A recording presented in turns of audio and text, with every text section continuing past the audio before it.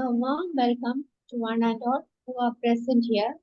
Let me thank each and every one of you for your presence. We all are awake now to know about Awake today's topic by Rani Joshi. First, let me welcome S.F. Fasil, Secretary of KCTU Ernakulam, for entry welcome. Thank you very much Jayashree madam. ഞാനൊരു യാത്രയിലാണ്, മെട്രോയിലാണ് ഇപ്പൊ. എല്ലാവർക്കും നമസ്കാരം. ഉറവിന്റെ 83-ാമത്തെ അധ്യായമാണിന്ന്. അതിലേക്ക് എല്ലാവരെയും ഞാൻ ഒരിക്കൽ കൂടി സ്വാഗതം ആശംസിക്കുകയാണ്.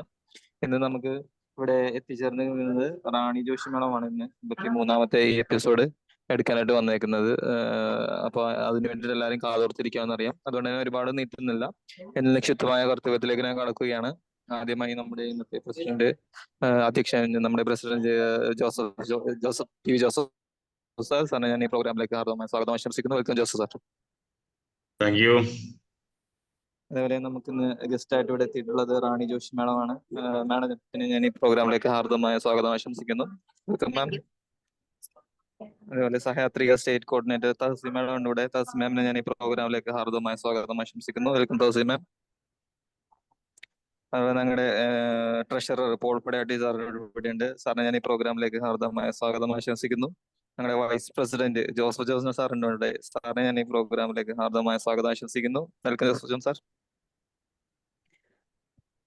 അതുപോലെ തന്നെ നമ്മുടെ പ്രോഗ്രാം കോർഡിനേറ്റർ ജയശ്രീ മാഡത്തിന് ഞാൻ ഈ പ്രോഗ്രാമിലേക്ക് ഹാർദവമായ സ്വാഗതം ആശംസിക്കുന്നു. Welcome Jayashree madam.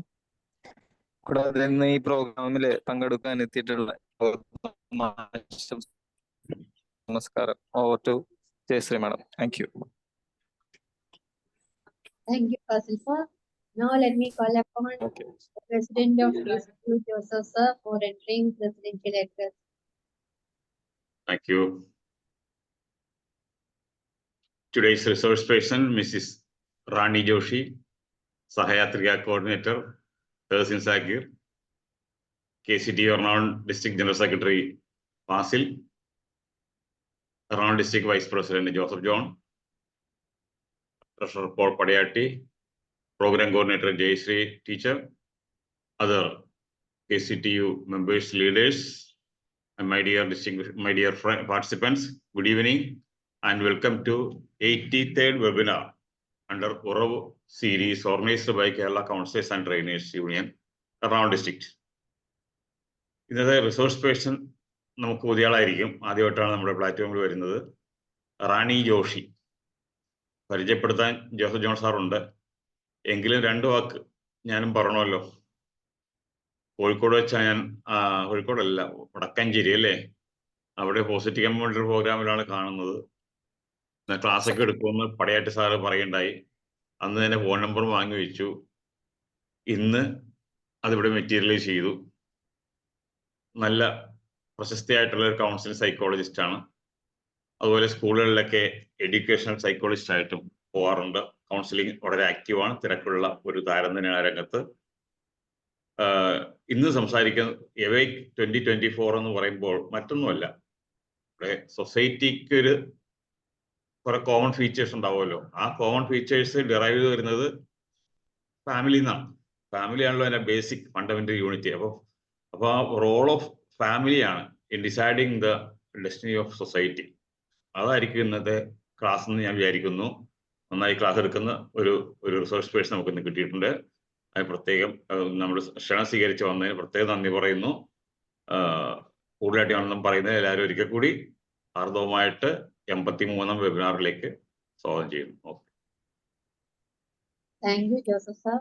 Next, I would like to welcome Joseph John sir, Vice President KCTU Ernakulam, for introducing the resource person. Good evening all. എനിക്ക് ഇന്നത്തെ റിസോഴ്സ് പേഴ്സണെ ഇൻട്രൊഡ്യൂസ് ചെയ്യാൻ വളരെ അഭിമാനമുണ്ട്. കാരണം പുല്ലുവഴിയിലെ ഒരു സ്ഥാപനത്തിലാണ് ജോലി ചെയ്യുന്നത്. അങ്ങനെ ഒരു ബന്ധം ഞങ്ങൾ തമ്മിലുണ്ട്. 83-ാമത് ഉറവ് വെബിനാറിൽ ഇന്ന് നമ്മോട് സംസാരിക്കാൻ എത്തിയിരിക്കുന്നത് ട്രെയിനിങ് രംഗത്തും മനഃശാസ്ത്ര കൗൺസിലിംഗ് രംഗത്തും ഒരുപോലെ വ്യക്തിമുദ്ര പതിപ്പിച്ച് മുന്നേറുന്ന ഒരു മഹിളാ രത്നമാണ് ശ്രീമതി റാണി ജോഷി. കാലടിയാണ് താമസം.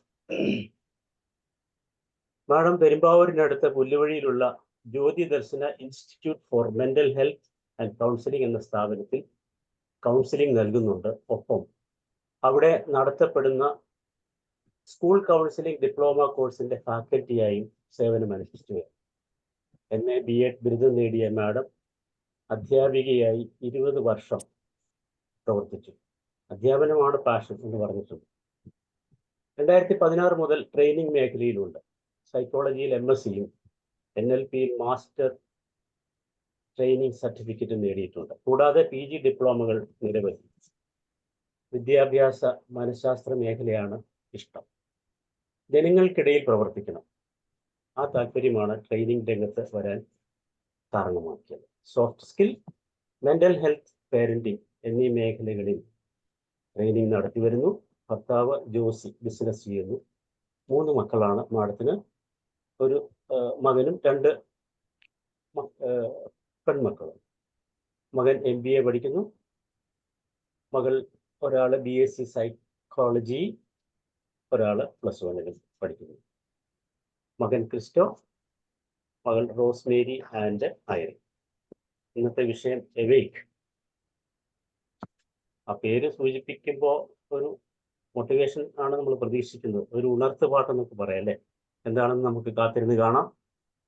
KCTU എറണാകുളം ജില്ലാ കമ്മിറ്റിക്ക് വേണ്ടി ശ്രീമതി റാണി ജോഷി മാഡത്തിന് സ്നേഹപൂർവ്വം ക്ഷണിക്കുകയാണ്. Over to. Okay, thank you, sir. Thank you. Am I audible? Audible ആണ്. Okay. മനോഹരമായ ഈ ഒരു സായം സന്ധ്യയില് നമുക്ക് ഒരുമിച്ച് കൂടാനും കുറച്ച് നല്ല കാര്യങ്ങള് നമ്മുടെ പേഴ്സണൽ ലൈഫിലേക്കും നമ്മുടെ കുടുംബത്തിന് വേണ്ടിയിട്ടുള്ളതും നമ്മുടെ സൊസൈറ്റിക്ക് വേണ്ടിയിട്ടുള്ളതും അങ്ങനെ നമ്മുടെ ജീവിതത്തിന്റെ ഒരു ആത്യന്തികമായിട്ടുള്ള ലക്ഷ്യം സന്തോഷമായിട്ട് ജീവിക്കുക എന്നുള്ള ആ ഒരു വലിയ ദൗത്യത്തിലേക്ക് എത്തിച്ചേരുവാനുള്ള ഏതാനും ചില ചിന്തകള് പങ്കുവെക്കാനും വേണ്ടിയിട്ടാണ് ഇപ്പൊ നമ്മളിവിടെ ആയിരിക്കുന്നത്. ഈശ്വരന് നന്ദി പറഞ്ഞുകൊണ്ട് തന്നെ നമുക്ക് ഇത് ആരംഭിക്കാം. അതിനോടൊപ്പം തന്നെ ഗുരുതുല്യരായ ഈ ഒരു വെബിനാറിൽ പങ്കെടുക്കുന്ന എല്ലാവരെയും ഒരിക്കൽ കൂടി ഞാൻ നന്ദിയോടുകൂടി ഓർക്കുന്നു. എനിക്ക് തരുന്ന എല്ലാ സപ്പോർട്ടുകൾക്കും നന്ദി പറഞ്ഞുകൊണ്ട് തന്നെ ഞാൻ ഈ ഒരു ക്ലാസ്സിലേക്ക് പ്രവേശിക്കുകയാണ്. ഉറവ് എന്ന് പറയുന്നത് കൗൺസിലേഴ്സും അതുപോലെ എക്സ്പീരിയൻസ്ഡ് ആയിട്ടുള്ള ഒരു കൂട്ടം ആളുകളുടെ ഒരു കൂട്ടായ്മയാണ്. അതുകൊണ്ട് തന്നെ ഇവിടെ വന്ന് മനഃശാസ്ത്രപരമായ ഒരു ക്ലാസ് എടുത്ത് പോവുക എന്ന് പറയുന്നത് എന്നെ സംബന്ധിച്ചിടത്തോളം എത്രത്തോളം ആപ്റ്റാണ് എന്നുള്ളത് എനിക്കറിയില്ല. അതുകൊണ്ട് തന്നെ ഞാൻ കുറച്ച് ചിന്തകൾ നിങ്ങളുമായിട്ട് പങ്കുവെക്കാനാണ് ആഗ്രഹിക്കുന്നത്. കാരണം എന്നേക്കാൾ കൂടുതൽ ഈ ഒരു മേഖലയിൽ എക്സ്പീരിയൻസ്ഡ് ആയിട്ടുള്ള ഒത്തിരി അറിവുകള് ഒരുപക്ഷെ ഒരു ഗ്രൂപ്പ് ഡിസ്കഷൻ ആണെങ്കിൽ പരസ്പരം എല്ലാവർക്കും പ്രയോജനപ്പെടുന്ന ഒത്തിരി കാര്യങ്ങള് പലരിൽ നിന്നും ഒരുപക്ഷെ കിട്ടുമെന്നുള്ളത് ഉറപ്പാണ്. എല്ലാവർക്കും യൂസ്ഫുൾ ആയിട്ടുള്ളത്. അപ്പൊ ആ രീതിയിലാണ് ഞാൻ ആഗ്രഹിക്കുന്നത്. അപ്പൊ അതുകൊണ്ട് മ്യൂട്ട് ചെയ്തിട്ട് എന്തെങ്കിലുമൊക്കെ കാര്യങ്ങൾ ഇതുമായിട്ട് കണക്ട് ചെയ്ത് ഞാൻ എന്തെങ്കിലുമൊക്കെ ചോദിക്കുവാണെങ്കിൽ നിങ്ങൾ റെസ്പോണ്ട് ചെയ്യണമെന്ന് ഞാൻ ആഗ്രഹിക്കുന്നു. അത് കഴിഞ്ഞിട്ട് അതുപോലെ ഒന്ന് തിരിച്ച് അൺമ്യൂട്ട് ചെയ്ത് കഴിഞ്ഞാൽ ആൻസർ പറഞ്ഞതിന് ശേഷം മ്യൂട്ട് ചെയ്യാനും ഓർക്കണം. അത്രയും മാത്രം ഒരു റിക്വസ്റ്റേ ഉള്ളൂ. ഓക്കെ, നമുക്ക് ആരംഭിക്കാം. ഒരു ചെറിയ ക്വസ്റ്റ്യൻ, ആദ്യത്തെ ഒരു ക്വസ്റ്റ്യൻ ചോദിച്ചുകൊണ്ട് തന്നെ ആരംഭിക്കുകയാണ്. നമ്മുടെ പേഴ്സണൽ ലൈഫില് നമ്മുടെ ഫാമിലിക്ക് വേണ്ടിയിട്ട് നമ്മുടെ സൊസൈറ്റിക്ക് വേണ്ടിയിട്ട് നമുക്ക് ഇൻവെസ്റ്റ് ചെയ്യാൻ പറ്റുന്ന ഏറ്റവും വലിയ കാര്യം എന്ത് തന്നെയാ? നമ്മുടെ പേഴ്സണൽ ലൈഫില് നമ്മുടെ ഫാമിലിക്ക് വേണ്ടിയിട്ട് നമ്മുടെ സൊസൈറ്റിക്ക് വേണ്ടിയിട്ട് എല്ലാം ഇൻവെസ്റ്റ് ചെയ്യാൻ പറ്റുന്ന ഏറ്റവും വലിയൊരു ഇൻവെസ്റ്റ്മെന്റ് എന്ന് പറയുന്നത് ടൈമാണ്. കറക്റ്റ് ആണ് സാർ പറഞ്ഞത്. പക്ഷെ കുറച്ചും കൂടെ മോർ ദാൻ നല്ല പെർഫെക്റ്റ് സിറ്റിസൺസിനെ പ്രൊവൈഡ് സപ്ലൈ ചെയ്യാം. എങ്ങനെ സാധിക്കും? നമ്മൾ റോൾ മോഡൽ ആവുക. പാരന്റ്സ് കണ്ടു വളരണമല്ലോ, അവരാണല്ലോ റോൾ മോഡൽസ് ആവേണ്ടത്. ഓക്കെ, അതും കറക്റ്റ് ആണ്. എന്നാലും അതുക്ക് മേലെ പോയാൽ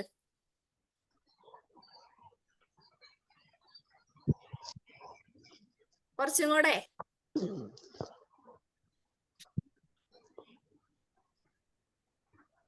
ഉത്തരം ശരിയോ തെറ്റോ എന്നുള്ളതല്ല. എല്ലാവരും പറയുന്നത് അവനവന്റെ പെർസെപ്ഷനിൽ നിന്നുള്ള കാര്യങ്ങളാണ്. എല്ലാ ഉത്തരങ്ങളും ശരിയാണ്.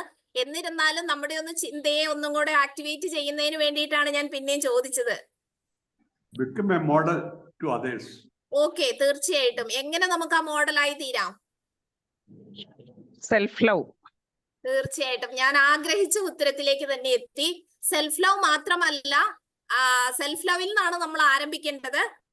ആ സ്നേഹം നമുക്ക് കുടുംബത്തിലേക്കും നമ്മുടെ സൊസൈറ്റിയിലേക്കും എല്ലാം സ്പ്രെഡ് ചെയ്യാനായിട്ട് സാധിക്കുവാണെങ്കിൽ ഈ പറഞ്ഞ എല്ലാ കാര്യങ്ങളും നമുക്ക് അവിടെ നേടാൻ സാധിക്കുമെന്നുള്ളത് 100% ഉറപ്പാണ്. അങ്ങനെയാണെങ്കിൽ അടുത്ത ഒരു കാര്യം ചോദിച്ചോട്ടെ, സൊസൈറ്റി ഇന്ന് ഫേസ് ചെയ്യുന്ന ഏറ്റവും വലിയ പ്രോബ്ലംസ്. ഈ ഗ്രൂപ്പിലുള്ളത് എനിക്കറിയാം, മാക്സിമം കൗൺസിലേഴ്സ് ഒക്കെയാണ്, എല്ലാവരും തന്നെ ഈ ഒരു ഫീൽഡുമായിട്ട് കണക്റ്റഡ് ആയിട്ടുള്ള ആളുകളാണ്. അതുകൊണ്ട് തന്നെയാണ് ഞാൻ ചോദിക്കുന്നത്, ഇന്ന് സൊസൈറ്റി ഫേസ് ചെയ്യുന്ന പ്രോബ്ലംസ്. ഇല്ലെങ്കിൽ നമ്മൾ സ്കൂൾ കൗൺസിലിങ്ങിന് പോകുമ്പോൾ, ഇല്ലെങ്കിൽ നമ്മുടെ അടുത്ത് ഫാമിലി കൗൺസിലിംഗ് പ്രോബ്ലംസ് ഒക്കെ വന്നു കഴിയുമ്പോൾ നമ്മൾ ഏറ്റവും കൂടുതൽ നോട്ട് ചെയ്യുന്ന ഏരിയാസ്. Unhappy couples. തീർച്ചയായിട്ടും ബ്രോക്കൺ ഫാമിലി ഉണ്ട്.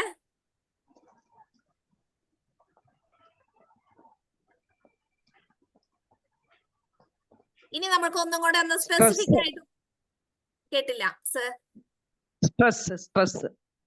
സ്ട്രെസ്. ഓക്കെ, കുറച്ചും കൂടെ നമുക്ക് സ്പെസിഫിക് ആയിട്ട് മുന്നോട്ട് പോവുകയാണെങ്കിൽ, ഇന്ന് സ്ത്രീകൾ അനുഭവിക്കുന്ന അല്ലെങ്കിൽ സ്ത്രീകൾ ഫേസ് ചെയ്യുന്ന ഏറ്റവും വലിയൊരു ഇഷ്യൂ ആയിട്ട് നോട്ട് ചെയ്യുന്നത് എന്ത് കാര്യ?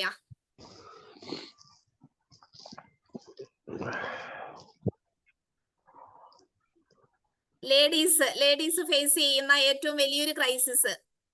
നമ്മുടെ എല്ലാ അടുത്ത് വരുന്ന കൗൺസിലിംഗ് കേസിന്റെ ഒക്കെ ഒരു ബേസിൽ അങ്ങോട്ട് പറഞ്ഞു പോയാൽ മതി.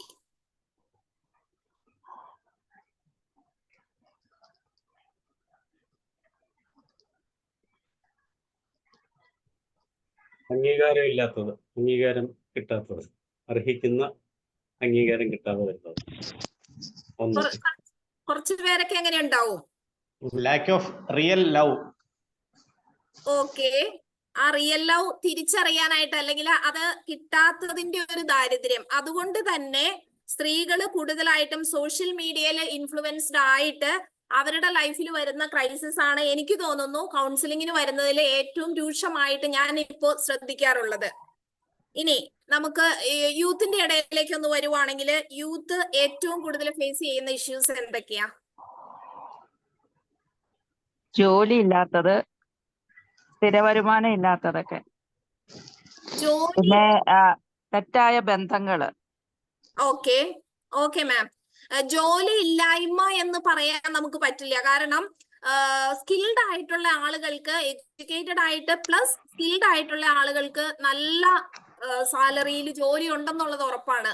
അപ്പൊ നമ്മുടെ എഡ്യൂക്കേഷൻ സിസ്റ്റത്തിന്റെ ഒരു പ്രത്യേകത എന്ന് പറയുന്നത്, സർട്ടിഫിക്കേഷൻ വരുമ്പോഴും ഫുൾ A+ലൊക്കെ പുറത്തേക്ക് വരുന്നുണ്ട്. പക്ഷേ അവരെത്രത്തോളം സ്കിൽഡ് ആണെന്നുള്ളതാണ് ഇന്നത്തെ നമ്മുടെ എഡ്യൂക്കേഷൻ സിസ്റ്റത്തിന്റെ വലിയൊരു വെല്ലുവിളി എന്ന് പറയുന്നത്. സ്ട്രെസ്ഫുൾ ആയിട്ടുള്ള പ്രൊഫഷണൽ ലൈഫ് ഉണ്ട് അവർക്ക്. ഇപ്പോഴത്തെ യൂത്തിന് വളരെ സ്ട്രെസ്ഫുൾ ആണ് അവരുടെ പ്രൊഫഷണൽ ലൈഫ്. തീർച്ചയാണ്. ഏത് മേഖലയിൽ നോക്കുമ്പോൾ നമുക്കറിയാം, ഡോക്ടേഴ്സിന്റെ മേഖല, നേഴ്സുമാര്, പോലീസ് ഓഫീസേഴ്സ്. ഇപ്പൊ ഈ ഒരു റീസെന്റ് ടൈമിൽ നമുക്ക് കുറേ പേര് സൂയിസൈഡ് ചെയ്യുന്നുണ്ട്. സ്ട്രെസ്ഫുൾ ആണ്. ഓക്കെ, പിന്നെയോ ഇതൊക്കെ ഈ ഒരു അവസ്ഥയിലേക്ക് അവരെത്താനുള്ള കാരണം എന്തുകൊണ്ടാ? ഇങ്ങനെ ഒരു സ്ട്രെസ്ഫുൾ സിറ്റുവേഷൻ അനുകരിക്കാൻ പറ്റുന്ന നേതൃത്വം ഇല്ലാഴിക, അല്ലെങ്കിൽ ഫോളോ ചെയ്യാൻ പറ്റാത്ത റോൾ മോഡൽസ് ഇല്ലാത്തത്. തീർച്ചയാണ്, അതൊരു കാര്യമാണ്. ചിലരൊക്കെ ഈ മദ്യം, മയക്കുമരുന്നിനൊക്കെ ഡ്രഗ് അഡിക്ട്സ് ആണ്. ചിലർക്ക് ഡ്രഗ് അഡിക്ഷൻ ഉണ്ട്. പിന്നെ ഏറ്റവും പ്രധാനമായിട്ടും നമ്മുടെ poor quality of education system ആണ്. അത് വലിയൊരു ലൈഫ് സ്കില്ല് കൊടുക്കുന്നില്ല അവർക്ക്. പകരം അവരുടെ സർട്ടിഫിക്കേഷൻ 100% ഓക്കെയാ. സന്തോഷ് കുളങ്ങരയുടെ അടുത്ത് ഈ പ്രാവശ്യം 10th റിസൾട്ട് വന്നു കഴിഞ്ഞപ്പോഴേ മാധ്യമപ്രവർത്തകർ ചോദിച്ചു, എന്താണ് അങ്ങേക്ക് ഈ പ്രാവശ്യത്തെ 10th റിസൾട്ടിന്റെ അഭിപ്രായം എന്താ പറയാനുള്ളതെന്ന് ചോദിച്ചപ്പോൾ അദ്ദേഹം പറഞ്ഞ മറുപടി ഉണ്ട്, ഒളിമ്പിക്സിന് പോകുന്ന എല്ലാവരും ഫസ്റ്റ് അടിച്ചു കഴിഞ്ഞാൽ എന്താണ് ഒളിമ്പിക്സിന്റെ ഒരു പ്രാധാന്യം എന്ന്, ഇതുപോലെയാണ് കേരളത്തിന്റെ വിദ്യാഭ്യാസ സമ്പ്രദായം എന്ന് അദ്ദേഹം പറഞ്ഞു. അപ്പൊ അതേ ഒരു അവസ്ഥയിലേക്ക് തന്നെയാണ് നമ്മുടെ എഡ്യൂക്കേഷൻ സിസ്റ്റം പോയിക്കൊണ്ടിരിക്കുന്നത്. ഇനിയിപ്പോ NEP ഒക്കെ വന്നു കഴിയുമ്പോഴും ഇതുപോലെ തന്നെ കുറെ ചലഞ്ചസ് ഫേസ് ചെയ്യാൻ പോകുന്നുണ്ട്. പിന്നെയുള്ളത് ഡ്രഗ് അബ്യൂസ്, ഇതുപോലെ നമുക്ക് കാണാൻ പറ്റും യൂത്തിന്റെ ഇടയിലേക്ക് ഇപ്പോ ഈവൻ കല്യാണത്തിന്റെ ആണെങ്കിൽ പോലും എൻക്വയറീസ് ഒക്കെ വന്നു കഴിയുമ്പോൾ അതില് പ്രത്യേകം പെൺകുട്ടികളുടെ പോലും ഇതിൽ നോട്ട് ചെയ്യുന്ന ഒരു കാര്യമുണ്ട്, സോഷ്യൽ ഡ്രിങ്കിങ് പ്രൊമോട്ടിംഗ് എന്ന് പറഞ്ഞിട്ട്. നിങ്ങൾ ഒരു പക്ഷെ ശ്രദ്ധിച്ചിട്ടുണ്ടോ എന്ന് എനിക്കറിയില്ല, എനിക്കിത് കാണുമ്പോൾ ഒരു ഞെട്ടലാ. കാരണം ഇന്നല്ലെങ്കിൽ നാളെ നമ്മുടെ വീടുകളിലേക്കും ഇതുപോലെ വരുന്ന കുട്ടികള് ഇതേ ഒരു ഹാബിറ്റ് ഉള്ള ഒരു കൾച്ചറിലേക്ക് നമ്മൾ മാറിക്കഴിഞ്ഞു. പിന്നെയുള്ളത് കുട്ടികളുടെ ഉള്ളിലുള്ള ആ ഒരു വാല്യൂ സിസ്റ്റം, എത്തിക്സ്, വാല്യൂസ് ഒക്കെ എത്രത്തോളം ഉണ്ട് എന്നുള്ളത് നമ്മൾ കോളേജുകളിലൊക്കെ പോകുമ്പോൾ വളരെ ദയനീയമായ ഒരു അവസ്ഥയിലേക്ക് ആ ക്വാളിറ്റി താന്നിട്ടുണ്ട്. അത് തരോ, വെള്ളം കൊണ്ട് തരോ സാർ ഇവിടെ പറഞ്ഞതാണോ? കണ്ടിന്യൂ. ഓക്കെ. അപ്പൊ ഇത്രയും കാര്യങ്ങളൊക്കെ യൂത്തിന്റെ ഇടയിൽ ഉണ്ടെന്നുള്ളത് നമ്മൾ ഡിസ്കസ് ചെയ്തു. അപ്പൊ ഈ ഒരു ഏരിയയിലെല്ലാം വ്യത്യാസങ്ങൾ വരാനുള്ള കാരണം ആളുകളുടെ മാനസിക ആരോഗ്യത്തില് കുറവ് വന്നിട്ടുണ്ട് എന്നുള്ളത് കൊണ്ടാണ്. അപ്പൊ ഏതൊരു സാഹചര്യത്തിലും ആളുകൾക്ക് പൊരുത്തപ്പെട്ടു പോകുവാനുള്ള ആ ഒരു മെന്റൽ ഹെൽത്ത് ഉണ്ടെങ്കിൽ മാത്രമാണ് ആ സിറ്റുവേഷനെ അഡാപ്റ്റ് ചെയ്ത് പോവാനായിട്ട് സാധിക്കുകയുള്ളൂ. അതുകൊണ്ട് തന്നെ ഇന്നത്തെ ഈ സൊസൈറ്റി ഒരുപാട് മൂല്യച്യുതിയിലൂടെ കടന്നു പോകുന്നുണ്ട് എന്നുള്ളതിന് സംശയമില്ല. ഒരുപക്ഷെ കുറച്ച് ആളുകൾ നല്ല രീതിയിൽ ജീവിക്കുന്നുണ്ടെങ്കിലും നമ്മള് എഡ്യൂക്കേഷൻ സിസ്റ്റമായിട്ട് അല്ലെങ്കിൽ കോളേജുകൾ സ്കൂളുകളുമായിട്ട് കണക്ട് ചെയ്ത് പോകുമ്പോൾ നമ്മുടെ വാല്യൂ സിസ്റ്റത്തിന് എവിടെയെങ്കിലുമൊക്കെ ഒരു പതർച്ച വന്നിട്ടുണ്ട് എന്നുള്ളത് വളരെ സങ്കടകരമായ കാര്യമാണ്. അപ്പൊ അങ്ങനെയാണെങ്കിൽ 1-2 കൗൺസിലിംഗ് കേസുകൾ പറഞ്ഞിട്ട് മുന്നോട്ട് പോകാനായിട്ട് ആഗ്രഹിക്കുകയാണ്. ഇപ്പൊ എനിക്ക് ഈ റീസെന്റ് ടൈമിൽ വന്ന 1-2 കേസുകള്, ഇപ്പൊ ഞാനൊരു സ്കൂളില് ഒരു അടുത്ത ദിവസം തൊട്ട് ഒരാഴ്ചയൊക്കെ മുമ്പ് ട്രെയിനിങ്ങിന് പോയി. അവിടെ ചെന്ന് കഴിഞ്ഞപ്പോഴ് 9ൽ പഠിക്കുന്ന ഒരു ആൺകുട്ടി, അവൻ രാവിലെ മുതല് ഫുള്ളി ഇറിറ്റേറ്റഡ് ആണ്. അത് കഴിഞ്ഞിട്ട് ഉച്ച വരെയൊക്കെ അങ്ങനെ ഇരുന്നു. ഉച്ച കഴിഞ്ഞു കഴിഞ്ഞപ്പോഴ് ചുറ്റും ഇരിക്കുന്ന കുട്ടികളെയൊക്കെ ഡിസ്റ്റർബ് ചെയ്യണു. അപ്പൊ അങ്ങനെ ക്ലാസ് ടീച്ചർ എപ്പോഴും ഇരുന്നോണ്ട് ഈ കുട്ടിയുടെ അടുത്ത് പോയിട്ട് എന്തൊക്കെയോ പറയുന്നു. അപ്പൊ ടീച്ചർ പേര് വിളിക്കുന്നത് കേട്ട് ഞാനും പറഞ്ഞു എണിച്ചു പോയെ, ഫ്രണ്ടിൽ വന്നിരുന്നോളൂ എന്ന് പറഞ്ഞു. അപ്പൊ ഈ കുട്ടി ഭയങ്കര സ്റ്റബേൺ ആയിട്ട് അവിടെ തന്നെ ഇരിക്കുന്നു, ഒട്ടും അഡാപ്റ്റീവ് അല്ല എന്നുള്ളത് എനിക്ക് മനസ്സിലായി. അപ്പൊ ഞാൻ 3-4 പ്രാവശ്യം പറഞ്ഞു. അവൻ പറഞ്ഞു ഞാൻ എണിച്ചു വരില്ല, ഞാൻ ഇവിടെ ഇരിക്കുള്ളൂ എന്ന് പറഞ്ഞു. ഇനി അവിടെ തന്നെ ഇരുത്തുന്നത് ശരിയല്ല. കാരണം ഞാൻ ഒരു അധ്യാപിക അല്ലെങ്കിൽ ഒരു ട്രെയിനർ എന്നുള്ള രീതിയിൽ അവിടെ ചെന്ന് നിന്ന് അവരുടെ അടുത്ത് പറയുമ്പോൾ ഒരു കുട്ടീനെ അനുസരിപ്പിക്കാൻ എനിക്ക് സാധിക്കുന്നില്ലെങ്കിൽ പിന്നെ ഞാൻ അത് ചെയ്യുന്നതിൽ അർത്ഥമില്ല എന്ന്. കാരണം എന്റെ ഈ ഒരു 20 വർഷത്തെ ടീച്ചർ മസിലുകളുണ്ട്. അപ്പൊ അതിൽ നിന്ന് ഞാൻ അങ്ങനെ വിശ്വസിച്ചു. അപ്പൊ ഞാൻ പറഞ്ഞു എന്തായാലും ഞാനാണ് ഇവിടെ നിന്ന് സംസാരിക്കുന്നതെങ്കിൽ താൻ ഇവിടെ എണിച്ചു വന്നില്ലെങ്കിൽ എന്തായാലും നമുക്ക് മുന്നോട്ട് പോകാൻ പറ്റില്ല, ഇല്ലെങ്കിൽ ഞാൻ അവിടെ ഇരിക്കാം, ഇവിടെ വന്ന് ക്ലാസ് എടുത്തോളൂ എന്ന് പറഞ്ഞു. അവസാനം ഭയങ്കര ദേഷ്യത്തോടു കൂടി കുട്ടി ഫ്രണ്ടിലോട്ട് എണിച്ചു വന്നു. ലാസ്റ്റ് ആ ഒരു മണിക്കൂർ സമയം ആ ഫ്രണ്ടിൽ വന്ന് കുനിഞ്ഞ് ഭയങ്കര ദേഷ്യത്തില് ഇരുന്നു. അപ്പൊ പോകുന്നതിന് മുമ്പ് എനിക്ക് ആ കുട്ടിയായിട്ട് ഒരു റാപ്പോ ബിൽഡ് ചെയ്ത് അവന്റെ ആ സ്ട്രെസ് ഒക്കെ ഒന്ന്, അവൻ എന്തൊക്കെയോ സ്ട്രെസ് അനുഭവിക്കുന്നുണ്ടെന്ന് എനിക്കറിയാം. അപ്പൊ അതൊന്ന് കുറച്ചിട്ട് വിടണം എന്ന് വിചാരിച്ചിട്ട് ഞാൻ ബെല്ലടിച്ച വഴി ആള് പുറത്തേക്ക് പോയി. അപ്പൊ കൂടെയുള്ള കുട്ടികളോട് പറഞ്ഞു ഒന്ന് തിരിച്ചു വിളിക്കാമോ എന്ന് ചോദിച്ചു. അവര് വിളിച്ചിട്ട് വന്നില്ല. അപ്പൊ ഞാൻ പുറത്തേക്ക് ഇറങ്ങി നോക്കിയപ്പോ ക്ലാസ് ടീച്ചർ വിളിക്കണുണ്ട്. അത് കഴിഞ്ഞിട്ട് ടീച്ചർ കൈ കൂട്ടി നിൽക്കുക. കുട്ടി സ്റ്റെപ്പിലേക്ക് കയറി പോണോണ്ട് ടീച്ചർ ഇങ്ങനെ താഴെ നിന്ന് കൈ കൂട്ടി പിടിച്ചുകൊണ്ട് വിളിക്കണുണ്ട്. അപ്പൊ ഭയങ്കര ദേഷ്യത്തിൽ ഈ കുട്ടി പോയി. അപ്പൊ ഞാൻ ടീച്ചറിന്റെ കയ്യിൽ നിന്ന് നമ്പർ വാങ്ങിച്ചിട്ട് പിറ്റേ ദിവസം പേരന്റിനെ വിളിച്ചു. ഓൾറെഡി അന്നത്തെ ദിവസം തന്നെ ഈ ടീച്ചർ പേരന്റിനെ ഇൻഫോം ചെയ്തിട്ടുണ്ടായിരുന്നു. പിറ്റേ ദിവസം ഞാൻ പേരന്റിനെ വിളിച്ച് സംസാരിച്ചു കഴിഞ്ഞപ്പോ ഈ പേരന്റ് പറയുന്ന ഒരു കാര്യം, എന്റെ കുട്ടിക്ക് യാതൊരു പ്രശ്നവും ഇല്ല, കഴിഞ്ഞ വർഷം മുതൽ HM ആയിട്ടും ബാക്കിയുള്ള ടീച്ചേഴ്സ് ഒക്കെ ആയിട്ട് ഇവന് എപ്പോഴും അവര് ഇറിറ്റേറ്റഡ് ആക്കുകയാണ്. അപ്പൊ ഞാൻ ചോദിച്ചു പൊതുവെ എങ്ങനെയാ വീട്ടിലെ ബിഹേവിയർ ഒക്കെ എങ്ങനെയാണെന്ന് ചോദിച്ചു. അപ്പൊ പറഞ്ഞു വീട്ടില് അവന്റേതായ കാര്യത്തില് നമ്മൾ ഇടപെടാതിരുന്നാൽ അവനെ കൊണ്ട് ഒരു പ്രശ്നവും ഇല്ല. പിന്നെ അവന്റെ സാധനങ്ങൾ എടുക്കുക, അവന്റെ റൂമിൽ കയറുക, അല്ലെങ്കിൽ അവന് ഇഷ്ടപ്പെടാത്ത കാര്യങ്ങൾ ചെയ്താൽ മാത്രമേ അവൻ ഷൗട്ട് ചെയ്യാറുള്ളൂ എന്ന് പറഞ്ഞു. പേരന്റ് വളരെ അഭിമാനത്തോടെ പറയുക. അത് കഴിഞ്ഞപ്പോ ഞാനിങ്ങനെ ഓരോ കാര്യങ്ങൾ ചോദിച്ചു. കുട്ടീനെ നിങ്ങൾ ഡ്രൈവിംഗ് ചെയ്യാൻ അനുവദിക്കാറുണ്ടോ? ഇവിടെ അടുത്ത സ്ഥലത്തൊക്കെ ഡ്രൈവിംഗ് ചെയ്യും. അപ്പൊ ഞാനിങ്ങനെ ഓരോ കാര്യങ്ങൾ ചോദിച്ചിട്ട് ഞാൻ പറഞ്ഞു ചെയ്യരുതാത്ത അല്ലെങ്കിൽ വീടിന്റെ സ്കൂളിന്റെ നിയമങ്ങൾക്ക് എതിരായിട്ട് ഈ ഒരു ചെറിയ പ്രായത്തിൽ തന്നെ പല കാര്യങ്ങളും ചെയ്യാൻ പേരൻസ് അവരെ സപ്പോർട്ട് ചെയ്യുമ്പോൾ ആ കുട്ടി എങ്ങനെയാണ് നാളെ സൊസൈറ്റിയുടെ കാര്യങ്ങള് അല്ലെങ്കിൽ സൊസൈറ്റിയുടെ റൂൾസ് ഫോളോ ചെയ്യുന്നതെന്ന് ചോദിച്ചു. അപ്പൊ പേരന്റ് ഇതുപോലെ തന്നെ ഒറ്റ ഒരു ആർഗ്യുമെന്റിൽ ഉറച്ചു നിൽക്കുക. കുട്ടിക്ക് കുഴപ്പമില്ല, സ്കൂളുകാർ പറഞ്ഞിട്ട് അവന്റെ പേര് മാഡം വിളിച്ചു എന്നാണ് അവൻ പറയണത്. അപ്പൊ നേരത്തെ അവനെ നോക്കിയതാണ്. ആ പേരന്റ് ഒരു രീതിയിലും ആ കുട്ടിയുടെ നമ്മൾ സംസാരിക്കുന്നത് കുട്ടിയുടെ നന്മയ്ക്ക് വേണ്ടിയിട്ടാണ് എന്ന് അവര് ചിന്തിക്കുന്നില്ല. അത് ഒരു കേസ്. ഇനി രണ്ടാമതൊരു കേസ് കൗൺസിലിംഗ് സെന്ററിൽ വന്ന കേസാണ്. കഴിഞ്ഞതിന്റെ മുമ്പിലത്തെ വർഷം ആ സ്കൂളിൽ നിന്ന് തന്നെ ഒരു ഏരിയയിലെ എല്ലാ സ്കൂളുകളിലും കാൽക്കുലേറ്റ് ചെയ്ത് നോക്കുവാണെങ്കിൽ 99.6% മാർക്ക് മേടിച്ച് ഹയർ സെക്കൻഡറിയില് ഏറ്റവും ടോപ്പായിട്ട് പഠിച്ച് അവിടെ നിന്ന് പുറത്തു വന്ന ഒരു പെൺകുട്ടി. വളരെ അതീവ സുന്ദരി, വളരെ സുന്ദരിയായിട്ടുള്ള ഒരു പെൺകുട്ടി. ഇവള് ഹയർ സെക്കൻഡറി കഴിയുന്നത് വരെ ഇവള് നല്ല രീതിയിൽ പഠിക്കും. വേറെ അവളുടെ ഒൺലി ഫോക്കസ് അവളുടെ എഡ്യൂക്കേഷൻ മാത്രമായിരുന്നു. +2 കഴിഞ്ഞു. അറിയപ്പെടുന്ന ഒരു മെഡിക്കൽ കോളേജില് നേഴ്സിംഗിന് അവൾക്ക് അഡ്മിഷൻ കിട്ടി, മെറിറ്റിൽ തന്നെ കിട്ടി. അത് കഴിഞ്ഞിട്ട് ഇവള് അത്രയും നാളെന്ന് പറഞ്ഞ അവളുടെ പേരൻസ് ബ്രോക്കൺ ഫാമിലി എന്ന് പറയാം. അച്ഛൻ ഭയങ്കരമായിട്ട് മദ്യം ആളാണ്, എന്നും ഫാമിലി ഇഷ്യൂസ്. അതിനുശേഷം ആ കുട്ടി ഡിഗ്രിക്ക് ഈ കോളേജിൽ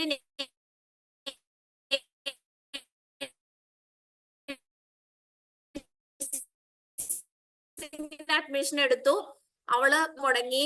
അതിനുശേഷം ഇപ്പൊ 2 വർഷം കഴിഞ്ഞ് എല്ലാ വിഷയങ്ങൾക്ക് സപ്ലി വന്നു. അങ്ങനെ വന്നു കഴിഞ്ഞപ്പോഴേ കുട്ടിക്ക് പ്രശ്നം ഉണ്ടെന്ന് പറഞ്ഞ് അവിടുത്തെ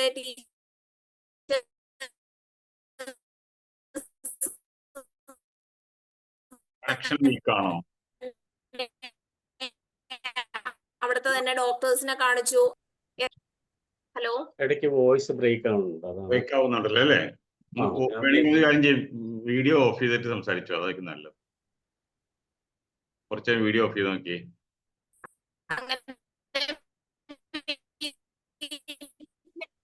വീഡിയോ സാർ.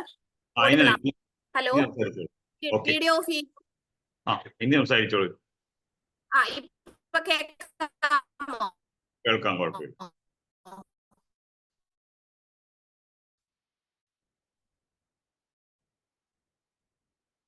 ഓക്കെ.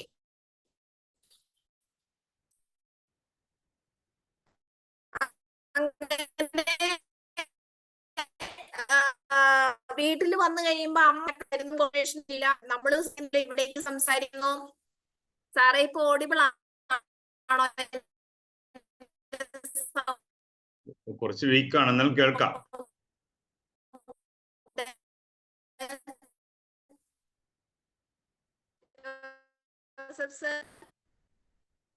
ഓഡിബിൾ ആണോ?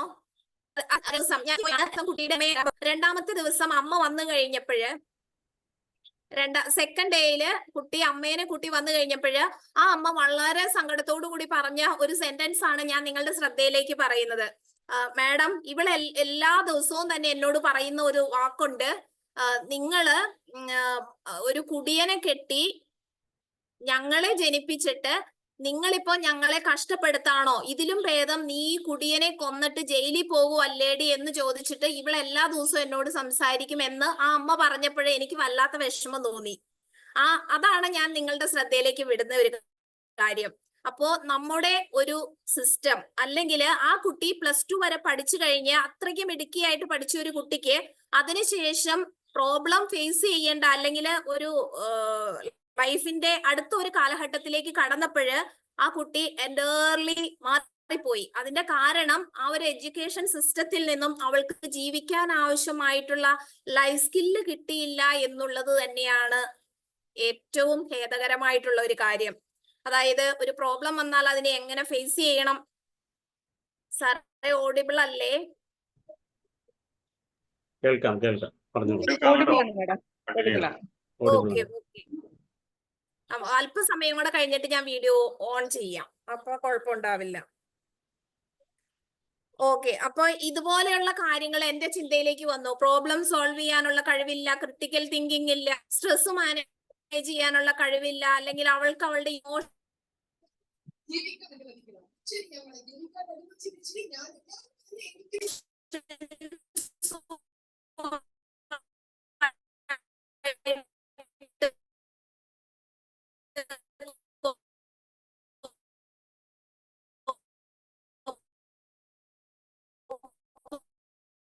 ചെയ്ത് പോവാനുള്ള കഴിവില്ല. പിന്നെ നമ്മുടെ കുട്ടികളും അതുപോലെ തന്നെ 35-നും 45-നും ഇടയിൽ പ്രായമുള്ള ലേഡീസും ഒരു 35-നും 50 വയസ്സിനും ഇടയിൽ പ്രായമുള്ളവരുമാണ് ഏറ്റവും കൂടുതൽ കൗൺസിലിങ്ങിന് വരുന്ന കേസുകളിൽ പെടുന്നവര്. കാരണം സ്ത്രീകള് ആ കെയറിങ് എന്ന് പറയുന്ന ഒരു കാര്യം അവർക്ക് അവരുടെ ഫാമിലിയിൽ നിന്നും ആ കെയറിങ് കിട്ടാതെ വരുമ്പോഴ് ആ കെയറിങ് എവിടെ നിന്നാണോ കിട്ടുന്നത് ഓട്ടോമാറ്റിക് ആയിട്ടും അവരുടെ ഒരു ശ്രദ്ധ അവിടേക്ക് പോകും. അത് മൂലം അവരുടെ ഫാമിലിയാണ് അവിടെ ബ്രേക്ക് ആയി പോകുന്നത് എന്നുള്ള ഒരു ചിന്താ സമയത്ത് അവർ ചിന്തിക്കുന്നില്ല. അതുപോലെ അഡോളസെന്റ് കുട്ടികളും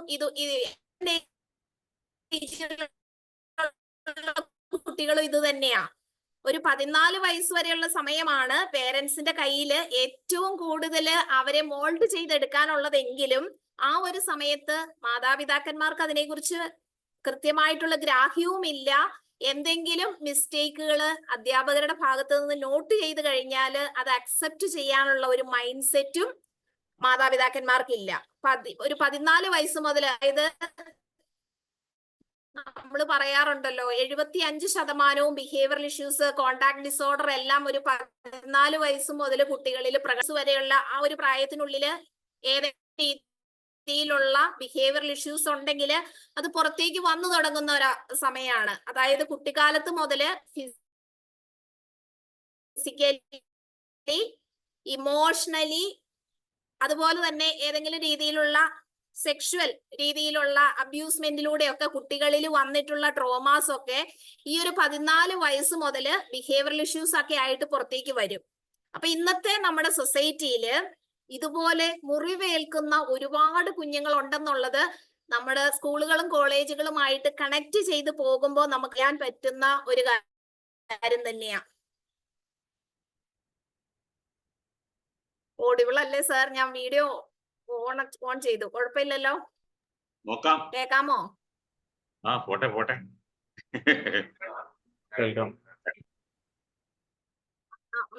ഒന്ന് ഓഫ് ചെയ്ത് തന്നെ ഇടാം, അപ്പോ കുഴപ്പമില്ല. അപ്പൊ നമ്മൾ പറഞ്ഞു വരുന്നത് നല്ലൊരു സൊസൈറ്റി ഉണ്ടാക്കുക എന്നുള്ളതാണ് കൗൺസിലേഴ്സ് ആയ നമ്മുടെ എല്ലാം ഏറ്റവും പ്രഥമവും പ്രധാനവുമായ കർത്തവ്യം എന്ന് നമ്മൾ വിശ്വസിക്കുന്നവരാ. ഈ സൊസൈറ്റിക്ക് വേണ്ടി എന്തെങ്കിലുമൊക്കെ ചെയ്യാൻ ആഗ്രഹിക്കുന്നവരാ നമ്മൾ ഓരോരുത്തരും. അതുകൊണ്ട് തന്നെ നല്ലൊരു സൊസൈറ്റി ഉണ്ടാകണമെങ്കിൽ നല്ല കെട്ടുറപ്പുള്ള കുടുംബങ്ങൾ ഉണ്ടായേ തീരൂ. നല്ല കുടുംബങ്ങളിൽ നിന്ന് മാത്രമാണ് നല്ലൊരു സൊസൈറ്റി ഉണ്ടാവുള്ളൂ. അങ്ങനെ നല്ല കുടുംബം എന്ന് ഉദ്ദേശിക്കുന്നത് നല്ല വ്യക്തികളാണ്, വ്യക്തിബന്ധങ്ങളാണ്. ഈ വ്യക്തിബന്ധങ്ങളെല്ലാം ആരംഭിക്കേണ്ടത് കുടുംബത്തിൽ നിന്ന് തന്നെയാ. അങ്ങനെയാണെങ്കിൽ ഈ കുടുംബം എന്ന് പറയുന്നത് ഓരോ വ്യക്തികളും ചേരുന്നതാണ്. അങ്ങനെയാണെങ്കിൽ എവിടുന്ന് അത് തുടങ്ങേണ്ടത്? ഓരോ വ്യക്തികളിലുമാണ് മാറ്റം വരുത്തേണ്ടത്. അങ്ങനെയാണെങ്കിൽ നമ്മളെല്ലാവരും കൗൺസിലേഴ്സ് എന്നുള്ള രീതിയിൽ ഓരോ വ്യക്തികളെയും ഇൻഫ്ലുവൻസ് ചെയ്യാൻ വേണ്ടിയിട്ട് ബാധ്യസ്ഥരായവരാ. അപ്പൊ ആദ്യം ഞാൻ ചോദിച്ചപ്പോ പറഞ്ഞു റോൾ മോഡൽസ് എന്ന് പറഞ്ഞു.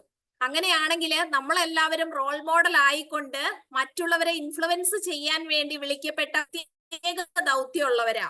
ടീച്ചിങ് എന്ന് പറയുന്നത് ഒരു കോളിംഗ് ആന്ന് പറയും. ദൈവത്തിന്റെ പ്രത്യേകമായിട്ടുള്ള വിളിയാണ് ടീച്ചിങ് എന്ന് പറയുന്നത്. അതുപോലെ തന്നെ ഇപ്പൊ ഒത്തിരി പേര് ടീച്ചർമാരുണ്ട്, പക്ഷേ ചില വ്യക്തികള് പറയുന്ന കാര്യങ്ങൾ മറ്റുള്ളവരിലേക്ക് എത്തിക്കാനുള്ള, അതായത് ഞാൻ വിശ്വസിക്കുന്നു അധ്യാപനപര കാര്യം, അത് എല്ലാവർക്കും ഉള്ളതല്ല. That is calling.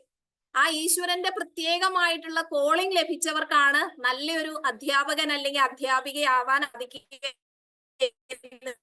ഞാൻ വിശ്വസിക്കുന്നു.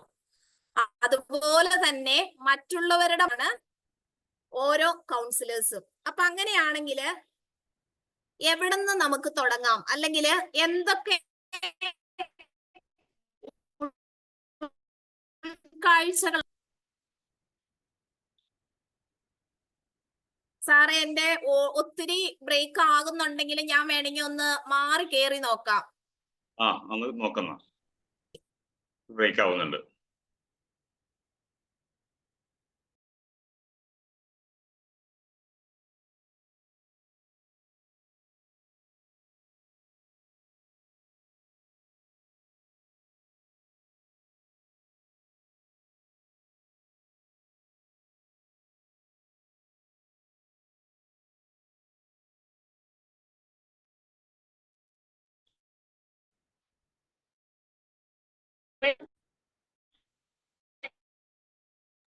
ഓക്കെ, നോക്കൂ.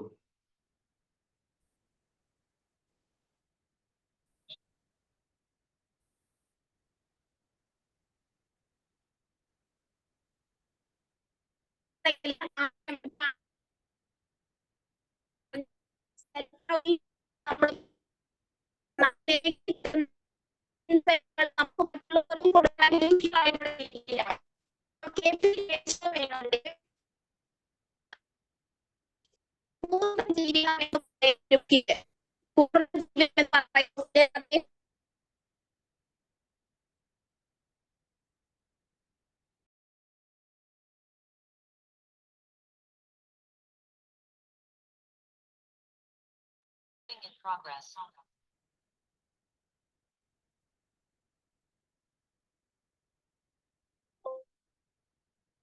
Sorry for the disturbance.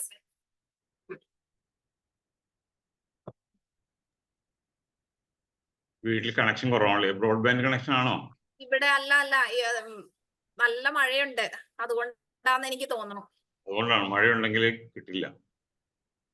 Okay, KP Keshava മേനോന്റെ പൂർണ്ണജീവിതം എന്ന് പറയുന്ന അദ്ദേഹത്തിന്റെ ബുക്കില് അദ്ദേഹം പറഞ്ഞു വെക്കുന്ന 6 ഘട്ടങ്ങളാണ് ഒരു മനുഷ്യ ജീവിതത്തെ സംബന്ധിച്ച്.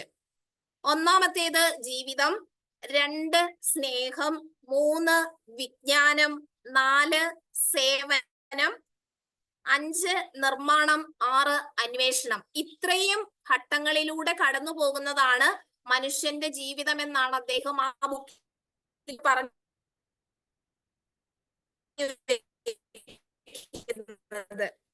അങ്ങനെയാണെങ്കിൽ പിടിച്ചു തുടങ്ങുന്നത് എന്ന് ചോദിച്ചു കഴിഞ്ഞാല് നമ്മൾ എന്നാണോ ചോദിക്കുന്നിടത്ത് നിന്നും നമ്മൾ എന്ന് ചോദ്യം ചോദിക്കാൻ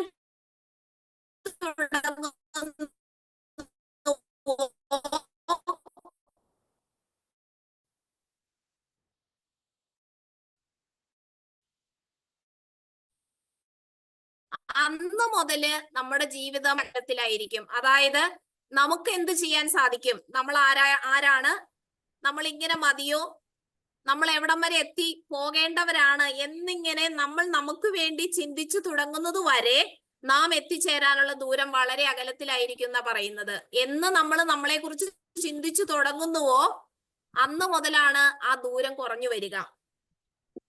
മൂന്നാമത്തെ കാര്യം, ആലോചിച്ചിരിക്കുന്നത് നിർത്തി ഇറങ്ങിത്തിരിക്കുന്നത് വരെ നിങ്ങൾക്ക് ലൈഫിൽ ഒരു പുരോഗതിയും ഉണ്ടാവില്ല. പല മനുഷ്യരുടെയും ജീവിതം അങ്ങനെയാണ്. പല കാര്യങ്ങളെ കുറിച്ചും അവർ ചിന്തിച്ചുകൊണ്ടിരിക്കും. അപ്പൊ ചിന്തിച്ചുകൊണ്ടിരിക്കുന്നതിന് പകരം ഇറങ്ങിത്തിരിക്കുക. ആ ഒരു കാര്യം നമ്മുടെ മനസ്സിൽ ഒരു ഗോൾ ഉണ്ടെങ്കിൽ അതിനു വേണ്ടി ഇറങ്ങിത്തിരിക്കുന്ന നിമിഷം മുതൽ നമ്മുടെ ലൈഫിൽ പുരോഗതി ഉണ്ടാവാനായിട്ട് സാധിക്കും. നമ്മളെല്ലാവരും പാറക്കഷ്ണം കണ്ടിട്ടുണ്ട്. ഈ പാറ പൊട്ടി അതിന്റെ ചെറിയ ചെറിയ പീസുകളായിട്ട് വന്ന് ഏറ്റവും ലാസ്റ്റ് അത് കൂട്ടി ഒരഞ്ഞ് ഇങ്ങനെ മോളിൽ നിന്ന് തൊട്ട് തല്ലി അലച്ച് ഒഴുകി എല്ലാ സ്ഥലത്തും അടിച്ച് ഇടിച്ച് ഏറ്റവും ലാസ്റ്റ് അത് നല്ല മനോഹരമായിട്ടുള്ള പെബിൾസ് ആയിട്ട് മാറും. ഈ പെബിൾസ് നമുക്ക് മുഖത്തോ അല്ലെങ്കിൽ നമ്മുടെ കാലിലോ ഒക്കെ ഇട്ട് റബ്ബ് ചെയ്താലും നമുക്കൊരിക്കലും വേദനിക്കില്ല.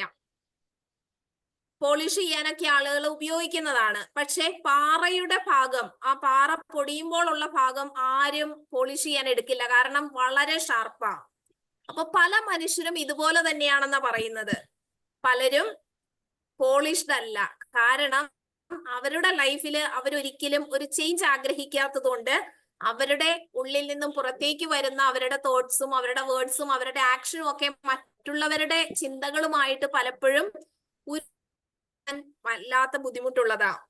അപ്പൊ നമ്മള് ഓരോ ദിവസവും നമ്മുടെ ലൈഫില് ആ ഒരു മാറ്റം കൊണ്ടുവരുമ്പോഴാണ് മറ്റുള്ളവരുമായിട്ട് നമുക്ക് നല്ല രീതിയിൽ മുന്നോട്ട് പോകാനായിട്ട് സാധിക്കുന്നത്.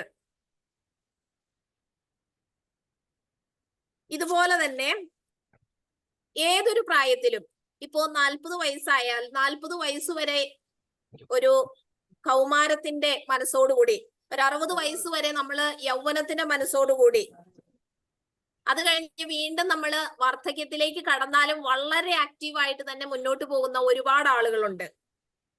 ഇപ്പൊ പിണറായി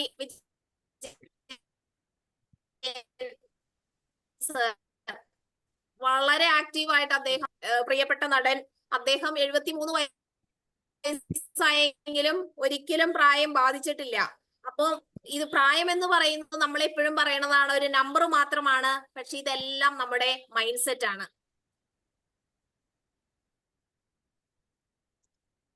അപ്പൊ നമ്മുടെ ചുറ്റും നമ്മൾ എന്നും കാണുന്നതാണ് ഒത്തിരി പ്രശ്നങ്ങളുള്ള വ്യക്തികളെ. അപ്പൊ ഈ പ്രശ്നങ്ങൾ വലുതായിട്ട് കണ്ടു കഴിഞ്ഞാൽ ലൈഫ് ചെറുതായിട്ട് തോന്നും. ലൈഫ് വലുതും പ്രശ്നങ്ങളെ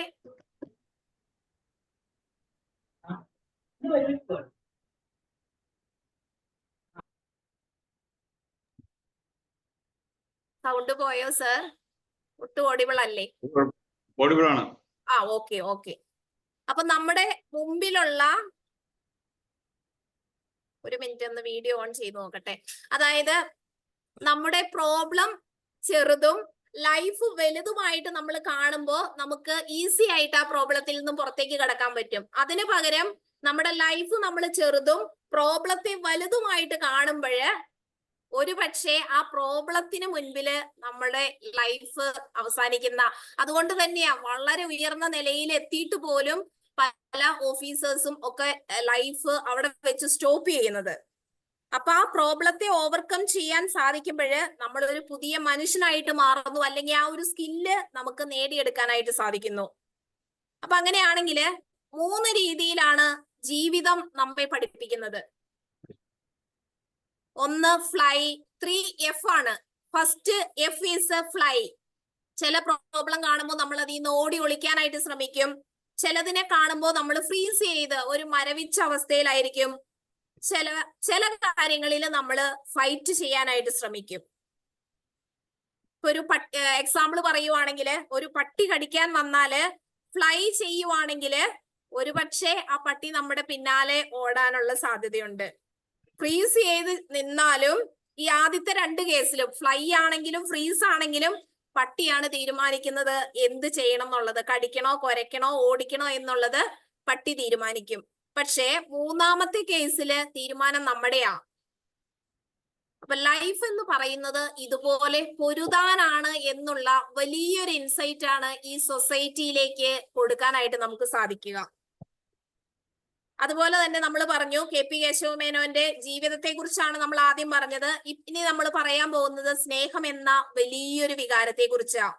നമ്മുടെ പേഴ്സണൽ ലൈഫിലും നമ്മുടെ ഫാമിലി ലൈഫിലും നമ്മുടെ സൊസൈറ്റി ആയിട്ട് കണക്റ്റഡ് ആയിട്ടുള്ള എല്ലാ പ്രവർത്തനങ്ങളിലും ഈ ഒരു സ്നേഹത്തിന്റെ ആ ഒരു ത്രെഡ് പാകേണ്ടതാ. കാരണം ജീവനോടെ ഇരിക്കുമ്പോഴ് ഒരാൾക്ക് പൂ കൊടുക്കാൻ സാധിച്ചില്ലെങ്കിൽ അയാൾ മരിച്ചു കഴിയുമ്പോൾ അയാൾക്ക് പൂ കൊടുക്കുന്നതിൽ എന്താ അർത്ഥം? ജീവിച്ചിരിക്കുമ്പോ ഒരാൾക്ക് ഉമ്മ കൊടുക്കാൻ സാധിച്ചില്ലെങ്കിൽ മരിച്ചിട്ട് അവർക്ക് ഉമ്മ കൊടുക്കുമ്പോഴ് അത് കുറ്റബോധത്തിന്റെ ഒരു ഉമ്മയായിരിക്കും. സ്നേഹം എന്ന് പറയുന്നത് പ്രകടിപ്പിക്കാനുള്ള വികാരമാ. നമ്മുടെ മുമ്പിൽ വരുന്ന ഓരോ കേസുകളും നമുക്കതിനെ കുറിച്ച് ഒരു സ്റ്റഡി നടത്തുമ്പോൾ നമുക്ക് അറിയാനായിട്ട് സാധിക്കും. ഈ സ്നേഹം പ്രകടിപ്പിക്കാത്തത് കൊണ്ട്, അല്ലെങ്കിൽ ആരിൽ നിന്നെങ്കിലും കിട്ടേണ്ട സ്നേഹം കിട്ടാത്തത് കൊണ്ടാണ് സമൂഹത്തില് മുറിവേറ്റ മനുഷ്യരുടെ എണ്ണം വളർന്നു വരുന്നത്. കുടുംബ ബന്ധങ്ങളില് ബോണ്ടിങ് ഇല്ലാതെ വരുന്നത് ആ സ്നേഹത്തിന്റെ ഒരു ശൂന്യതയാ. സൊസൈറ്റിയില് ഇതുപോലെ ഒരു കെട്ടുറപ്പില്ലാത്ത ഒരു സൊസൈറ്റി ഉണ്ടാകുന്നുണ്ടെങ്കിൽ, മൂല്യച്യുതിയുള്ള ഒരു സൊസൈറ്റി ഉണ്ടാകുന്നുണ്ടെങ്കിൽ, ധാർമ്മിക ബോധമില്ലാത്ത പുതുതലമുറ വളർന്നു വരുന്നുണ്ടെങ്കിൽ അതിന് കാരണം സ്നേഹം ആരോട് എപ്പോൾ എങ്ങനെ പ്രകടിപ്പിക്കണമെന്നുള്ളത് ലഭിക്കാത്തത് കൊണ്ട് തന്നെയാ. അതുകൊണ്ട് തന്നെ ഒരു വ്യക്തി എന്ന നിലയിൽ if you don't have a plan for you, somebody else will have a plan for you. നമ്മുടെ ജീവിതത്തിൽ നമുക്ക് വ്യക്തമായ ലക്ഷ്യങ്ങൾ നമ്മളെ കുറിച്ച് ഇല്ലെങ്കിൽ മറ്റാർക്കെങ്കിലും ആ ലക്ഷ്യങ്ങൾ ഉണ്ടായിരിക്കും. അതുകൊണ്ട് തന്നെ സ്നേഹബന്ധത്തിന്റെ ആ നൂലിഴയിൽ കൂടി നമ്മൾ മുന്നോട്ട് പോകുമ്പോഴാണ് നമുക്ക് നല്ലൊരു ജീവിതം ലഭിക്കൂ എന്ന് KP കേശവമേനോൻ അദ്ദേഹത്തിന്റെ ആ ലെസണിൽ കൃത്യമായിട്ട് പറഞ്ഞു വെക്കുകയാണ് ചെയ്യുന്നത്. ഇനി അടുത്തത് മനുഷ്യന്റെ വിജ്ഞാന മേഖലകളെ കുറിച്ച് നമ്മൾ പരിശോധിക്കുമ്പോൾ തന്റെ പ്രവൃത്തിയുടെ ഭവിഷ്യത്തിനെ പറ്റി അറിയുവാനുള്ള കഴിവ് മനുഷ്യനുണ്ട്. മനുഷ്യന്റെ പ്രത്യേകത എന്ന് പറയുന്നത്, മനുഷ്യനും മൃഗങ്ങളും തമ്മിലുള്ള പ്രത്യേകത എന്ന് പറയുന്നത്, മനുഷ്യന് ചിന്തിക്കുവാനുള്ള കഴിവുണ്ട്, ക്രിട്ടിസൈസ് ചെയ്യാനുള്ള കഴിവുണ്ട്, ഒരു പ്രോബ്ലം സോൾവ് ചെയ്യാനുള്ള കഴിവുണ്ട്. ഇതെല്ലാം ഈ കഴിവുകളെല്ലാം പ്രകൃതി നമുക്ക് ഓരോരുത്തർക്കും നൽകിയിട്ടുണ്ട്. അത് വളർത്തേണ്ടത് നമ്മുടെ മാത്രം ഉത്തരവാദിത്വമാണ്. That is our life skill. അപ്പൊ ജീവിതം എന്ന് പറയുന്നത് ഒരു തീർത്ഥയാത്ര പോലെയാണെങ്കിൽ ആ തീർത്ഥയാത്രയിൽ നമുക്ക് പല രീതിയിലുള്ള തടസ്സങ്ങൾ ഒരുപക്ഷെ നേരിടേണ്ടതായിട്ട് വരും, നമ്മൾ ഫേസ് ചെയ്യേണ്ടതായിട്ട് വരും. അപ്പൊ അതിനുള്ള ക്രമീകരണങ്ങള് മുൻകൂട്ടി കണ്ടുകൊണ്ട് തന്നെയാണ് നമ്മൾ ആ ഒരു ടൂർ പോകുന്നതെങ്കിൽ പല കാര്യങ്ങളെയും നമുക്ക് ഒഴിവാക്കാനായിട്ട് സാധിക്കും. ചില കാര്യങ്ങൾ അൺഎക്സ്പെക്റ്റഡ് ആയിട്ട് സംഭവിക്കുന്നത് നമുക്കൊന്നും ചെയ്യാൻ സാധിക്കില്ല, നമ്മുടെ നിയന്ത്രണത്തിലല്ലാത്ത കാര്യങ്ങളുണ്ട്. അതുപോലെ തന്നെ KP കേശവമേനോന്റെ ഈ പൂർണ്ണ ജീവിതം എന്ന ബുക്കിൽ അദ്ദേഹം പറയുന്ന വളരെ മനോഹരമായിട്ടുള്ള ഒരു ചിന്തയുണ്ട്. സ്വർഗലോകത്തെ അവർണ്ണനീയമായ ആനന്ദത്തെ പറ്റി ആലോചിച്ചിട്ട് എന്തു പ്രയോജനം? നാളെ ഇന്നത്തെ ഈ ജീവിതമൊക്കെ കഴിഞ്ഞ് നാളെ നമ്മൾ സ്വർഗത്തിൽ എത്തിച്ചേരുമ്പോൾ അവിടെ ഒത്തിരി സൗഭാഗ്യങ്ങളുണ്ട് എന്ന് നമ്മൾ ഇന്ന് ചിന്തിച്ചിരിക്കുന്നത് വളരെ ശരിയല്ലാത്ത കാര്യമാണെന്ന് അദ്ദേഹം പറഞ്ഞു വെക്കുന്നത്. കാരണം ഈ ലോക ജീവിതം സുഖപ്രദവും ആനന്ദകരവുമാക്കാൻ ശ്രമിക്കുകയാണ് നമ്മൾ ഓരോരുത്തരും ചെയ്യേണ്ടത്. ഈശ്വരൻ നമുക്ക് തന്നിരിക്കുന്ന ഈ ഓരോ നിമിഷവും ഓരോ ദിവസവും എന്ന് പറയുന്നത് നന്നായിട്ട് ജീവിക്കാൻ, നമ്മുടെ ജീവിതം ആനന്ദപ്രദമാക്കി മാറ്റുക എന്നുള്ളതാണ് നമ്മുടെ ലക്ഷ്യം. അപ്പൊ അങ്ങനെയാണെങ്കിൽ ഈ ലോകത്തെ സ്വർഗമാക്കി മാറ്റുമ്പോഴാണ് നമ്മുടെ ജീവിതത്തിന് അർത്ഥവും പൂർണ്ണതയും നൽകാനായിട്ട് സാധിക്കുക. അങ്ങനെ ഇന്നിന്റെ സന്തോഷത്തിൽ ജീവിക്കുമ്പോൾ തീർച്ചയായിട്ടും സൊസൈറ്റിയിലേക്ക്, നമ്മുടെ ചുറ്റുമുള്ളവരിലേക്ക് ആ ഒരു സന്തോഷം സ്പ്രെഡ് ചെയ്ത് കൊടുക്കാനായിട്ട് ഓരോ മനുഷ്യനും സാധിക്കുമെന്നുള്ളതിന് യാതൊരു സംശയവും ഇല്ല. ഒരിക്കൽ കാർലസ് എന്ന് പറയുന്ന വ്യക്തി, അദ്ദേഹം പറഞ്ഞ മനോഹരമായിട്ടുള്ള ഒരു സെന്റൻസ് ഉണ്ട്: എനിക്ക് ഇഷ്ടപ്പെടാത്ത ഒരാളെ ഞാൻ ഇതുവരെ കണ്ടിട്ടില്ല. അപ്പൊ ഇത് കേട്ട മറ്റൊരാൾ പറയുവാണ്, ആ നല്ല മനുഷ്യന് എല്ലാവരോടും ഇണങ്ങി പോകുവാനുള്ള കഴിവുണ്ടായിരുന്നു എന്നത്. കാരണം കാർലസ് ആരോടും ദേഷ്യത്തോടെ പെരുമാറിയിട്ടില്ല, ആരോടും വെറുപ്പില്ല, എല്ലാ മനുഷ്യരെയും ഉൾക്കൊള്ളുവാനുള്ള നല്ലൊരു മനസ്സ് അദ്ദേഹത്തിനുണ്ടായിരുന്നു. ഈ ഒരു മനോഭാവമാണ് ഓരോ വ്യക്തികൾക്കും വേണ്ടത്. പ്രത്യേകിച്ചും കൗൺസിലേഴ്സ് ആയ നമ്മള് ഈ ഒരു നല്ല സ്കില്ല് അഡാപ്റ്റ് ചെയ്ത്, അല്ലെങ്കിൽ നമ്മളത് ആ ഒരു സ്കില്ല് ആർജിച്ചെടുത്തു കഴിയുമ്പോൾ തീർച്ചയായിട്ടും സൊസൈറ്റിയിലേക്ക് ഒത്തിരി ചേഞ്ചസ് കൊടുക്കാനായിട്ട് നമുക്ക് സാധിക്കും. ഇന്നത്തെ മനുഷ്യര് ശരിയായ ദാരിദ്ര്യം അനുഭവിക്കുന്നത് ഏത് മേഖലയിലാണ്? ഏത് മേഖലയിലാ? പറയാമോ? ആർക്കെങ്കിലും അൺമ്യൂട്ട് ചെയ്തിട്ടൊന്ന് പറയാമോ? ശരിയായ ദാരിദ്ര്യം ഇന്ന് മനുഷ്യൻ അനുഭവിക്കുന്നത് ഏത് മേഖലയിലാണെന്ന്?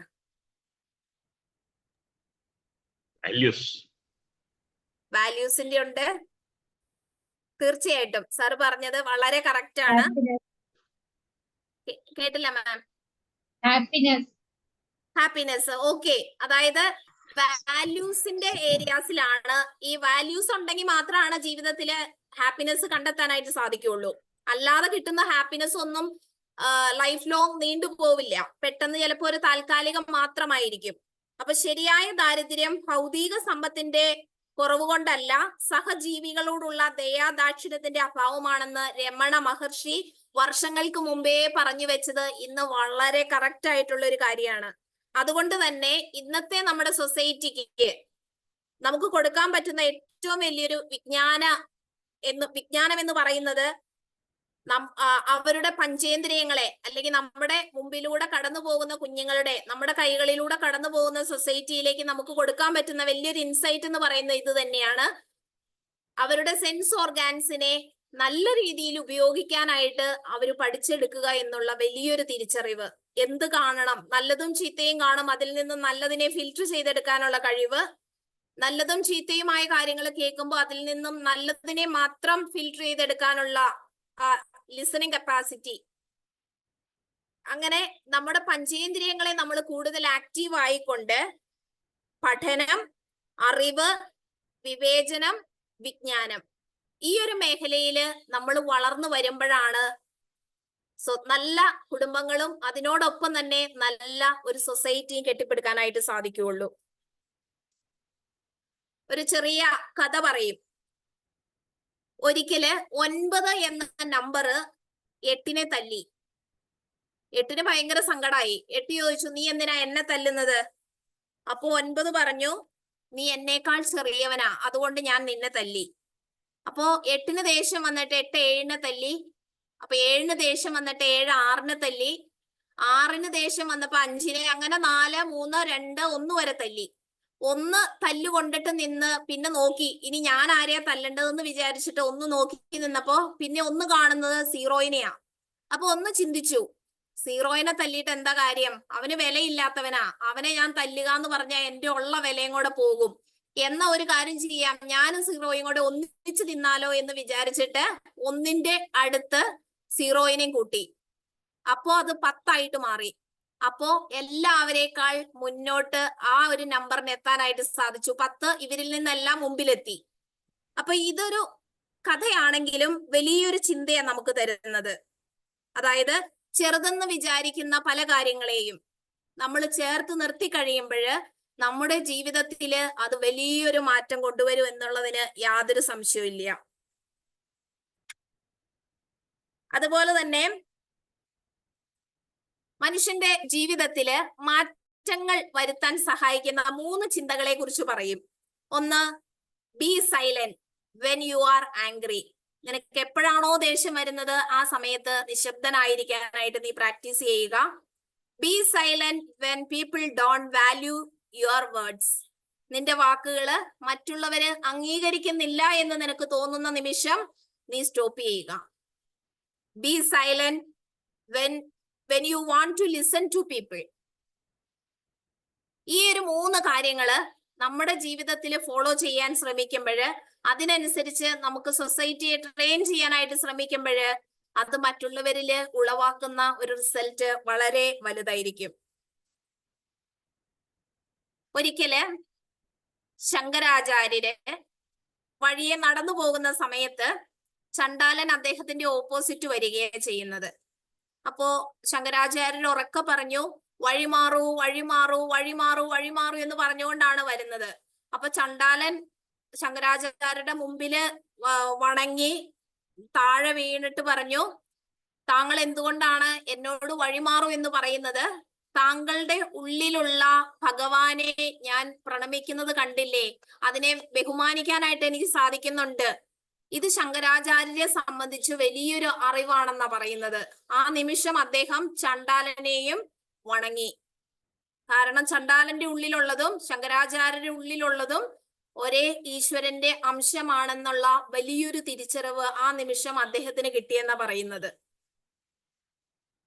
ഇതുപോലെ തന്നെ വ്യക്തി ബന്ധങ്ങൾ നന്നാകണമെങ്കിൽ, അല്ലെങ്കിൽ വ്യക്തി ജീവിതത്തിൽ മാറ്റം വരണമെന്നുണ്ടെങ്കിൽ ആകുല ചിന്തകളെ അവസാനിപ്പിക്കുക എന്നുള്ളത് വളരെ ഇമ്പോർട്ടന്റ് ആയിട്ടുള്ള ഒരു കാര്യമാണ്. നമ്മളെല്ലാവരും തോമസ് ആൽവ എഡിസനെ കുറിച്ച് കേട്ടിട്ടുണ്ട്. അദ്ദേഹത്തിന്റെ ഒരു 10,000 12,000 പ്രാവശ്യത്തെ പരീക്ഷണത്തിനൊടുവില് ഒരു ദിവസം അദ്ദേഹം നോക്കുമ്പോ കണ്ട കാഴ്ച, അദ്ദേഹത്തിന്റെ പരീക്ഷണശാല കത്തി നശിച്ചുകൊണ്ടിരിക്കുന്നതാ. അദ്ദേഹം ആകുലപ്പെട്ടില്ല, സങ്കടപ്പെട്ടില്ല, നെഞ്ചത്തടിച്ച് കരഞ്ഞൊന്നുമില്ല. അദ്ദേഹം പെട്ടെന്ന് തന്നെ മകനെ വിളിച്ചു. എന്നിട്ട് പറഞ്ഞു, അമ്മ എവിടെ? അമ്മയോട് വന്ന് കാണാൻ പറ. ഇതുപോലെ ഒരു കാഴ്ച ഇനി നമുക്ക് കാണാൻ പറ്റിയെന്ന് വരില്ല. കാരണം ഇത്രയും നാളത്തെ അധ്വാനമെല്ലാം ഇവിടം കൊണ്ട് ദേ കത്തിച്ചാമ്പലാവുകയാണ് ചെയ്യുന്നതെന്ന് പറഞ്ഞു. പിറ്റേ ദിവസം അദ്ദേഹം തന്റെ സ്വപ്നങ്ങളെല്ലാം അവിടെ കത്തിക്കരിഞ്ഞ് ചാരമായി കിടന്ന അതിലേക്ക് നോക്കിയിട്ട് അദ്ദേഹം പറഞ്ഞു, ഇതുവരെ ഉണ്ടായിരുന്ന ഭാര്യയോട് സ്നേഹത്തോടു കൂടി അദ്ദേഹം നോക്കിയിട്ട് പറയാണ്, എടി ഇതുവരെയുള്ള നമ്മുടെ കുറവുകളെല്ലാം കത്തിച്ചാമ്പലായി. കാരണം ഇത്രയും വർഷം നമ്മൾ പരീക്ഷണം നടത്തിയിട്ട് ഏകദേശം 60 വയസ്സ് അത്രയും ആയപ്പോഴാണ് ഈ ഒരു സംഭവം ഉണ്ടായത്. ഈ 60 വർഷം വരെയുള്ള നമ്മുടെ എല്ലാ കുറവുകളും ദേ ഇവിടെ കത്തിച്ചാമ്പലായി. ഇന്ന് മുതല് നമ്മൾ പുതിയത് തുടങ്ങാൻ പോവുകയാണ് എന്ന് ആ മനുഷ്യൻ പറഞ്ഞത് നമ്മുടെ ഓരോരുത്തരുടെ ജീവിതത്തിന് ഒരു ഇൻസൈറ്റ് തന്നെയാണ്. അപ്പോ ആകുല ചിന്തകൾ ഒഴിവാക്കിക്കൊണ്ടുള്ള ഒരു ജീവിതം എന്ന് മനുഷ്യന് നയിക്കാനായിട്ട് സാധിക്കുന്നുവോ അന്ന് മുതല് അവന്റെ ജീവിതത്തിൽ സന്തോഷം കണ്ടെത്താനായിട്ട് അവന് സാധിക്കും. പിന്നെയുള്ള അടുത്ത വലിയൊരു ചിന്ത എന്ന് പറയുന്നത് കാര്യാണി ഉദ്യമേന ഹി സിദ്ധ്യന്തി ന മനോരഥൈഹ. അതായത് കാര്യങ്ങൾ പ്രയത്നത്താൽ കാര്യങ്ങൾ സാധിക്കണമെങ്കിൽ പ്രയത്നം വളരെ ആവശ്യമാണ്. അതിന് മനക്കോട്ട കെട്ടിക്കൊണ്ടിരുന്നിട്ട് യാതൊരു പ്രയോജനവും ലഭിക്കില്ല. ഗീതോപദേശത്തിൽ പറയുന്ന വലിയൊരു സത്യമാണ്, നിന്റെ ജീവിതത്തിൽ നിനക്കൊരു റിസൾട്ട് ഉണ്ടാവണമെന്നുണ്ടെങ്കിൽ നീ അതിനു വേണ്ടിയിട്ട് കർമ്മം ചെയ്തേ പറ്റൂ. അതായത് മനസ്സുണ്ടെങ്കിൽ നിനക്ക് മാർഗവുമുണ്ട്. നിന്റെ മനസ്സിൽ നിനക്ക് എന്ത് നേടണമെന്ന് ആഗ്രഹമുണ്ടോ ആ ആഗ്രഹം മാത്രം മതി നിനക്ക് നേടാനായിട്ട്. നീ അതിനു വേണ്ടിയിട്ട് ഇറങ്ങിത്തിരിക്കാനായിട്ട് നിനക്ക് നല്ലൊരു മനസ്സുണ്ടായാൽ മാത്രം മതി. ജീവിതം എന്നത് ജീവിച്ചുകൊണ്ട് പഠിക്കുന്ന കാര്യമാണ്. That is life skill. അങ്ങനെ നമ്മുടെ ജീവിതത്തിന്റെ ഏത് മേഖലകളിലൂടെയും കടന്നു പോവാനായിട്ട് അതിൽ നിന്നും പാഠങ്ങൾ ഉൾക്കൊണ്ടുകൊണ്ട് പഠിക്കുവാനായിട്ട് നമുക്ക് സാധിക്കുമ്പോഴാണ് നമ്മുടെ ജീവിതത്തില് ജീവിത നിപുണതകൾ, ദാറ്റ് ഈസ് ലൈഫ് സ്കിൽ കയറി വരുന്നത്. ഇന്നത്തെ നമ്മുടെ സൊസൈറ്റിക്ക് ഇല്ലാതെ പോകുന്ന ഒരു കാര്യവും ഈ ലൈഫ് സ്കില്ല. അടുത്ത നമ്മുടെ വലിയൊരു ചിന്ത എന്ന് പറയുന്നത് നമ്മൾ ആദ്യം പറഞ്ഞു വെച്ചത് തന്നെയാണ്, ഒരിക്കലും നമുക്ക് ഖേദിക്കുന്നു എന്ന് പറയാൻ അവസരം കൊടുക്കാതിരിക്കുന്നതാ സ്നേഹം. അതായത് നമ്മളുമായിട്ട് ഇടപഴകുന്ന നമ്മുടെ കുടുംബത്തിലുള്ളവര്, നമ്മുടെ സൊസൈറ്റിയിലുള്ളവര്, നമ്മുടെ വർക്ക് പ്ലേസിലുള്ളവര്, അങ്ങനെ ആരും ആയിക്കോട്ടെ, ആ നിമിഷം അവരുമായിട്ട് നമുക്ക് നല്ല രീതിയിൽ പൊരുത്തപ്പെട്ടു പോകും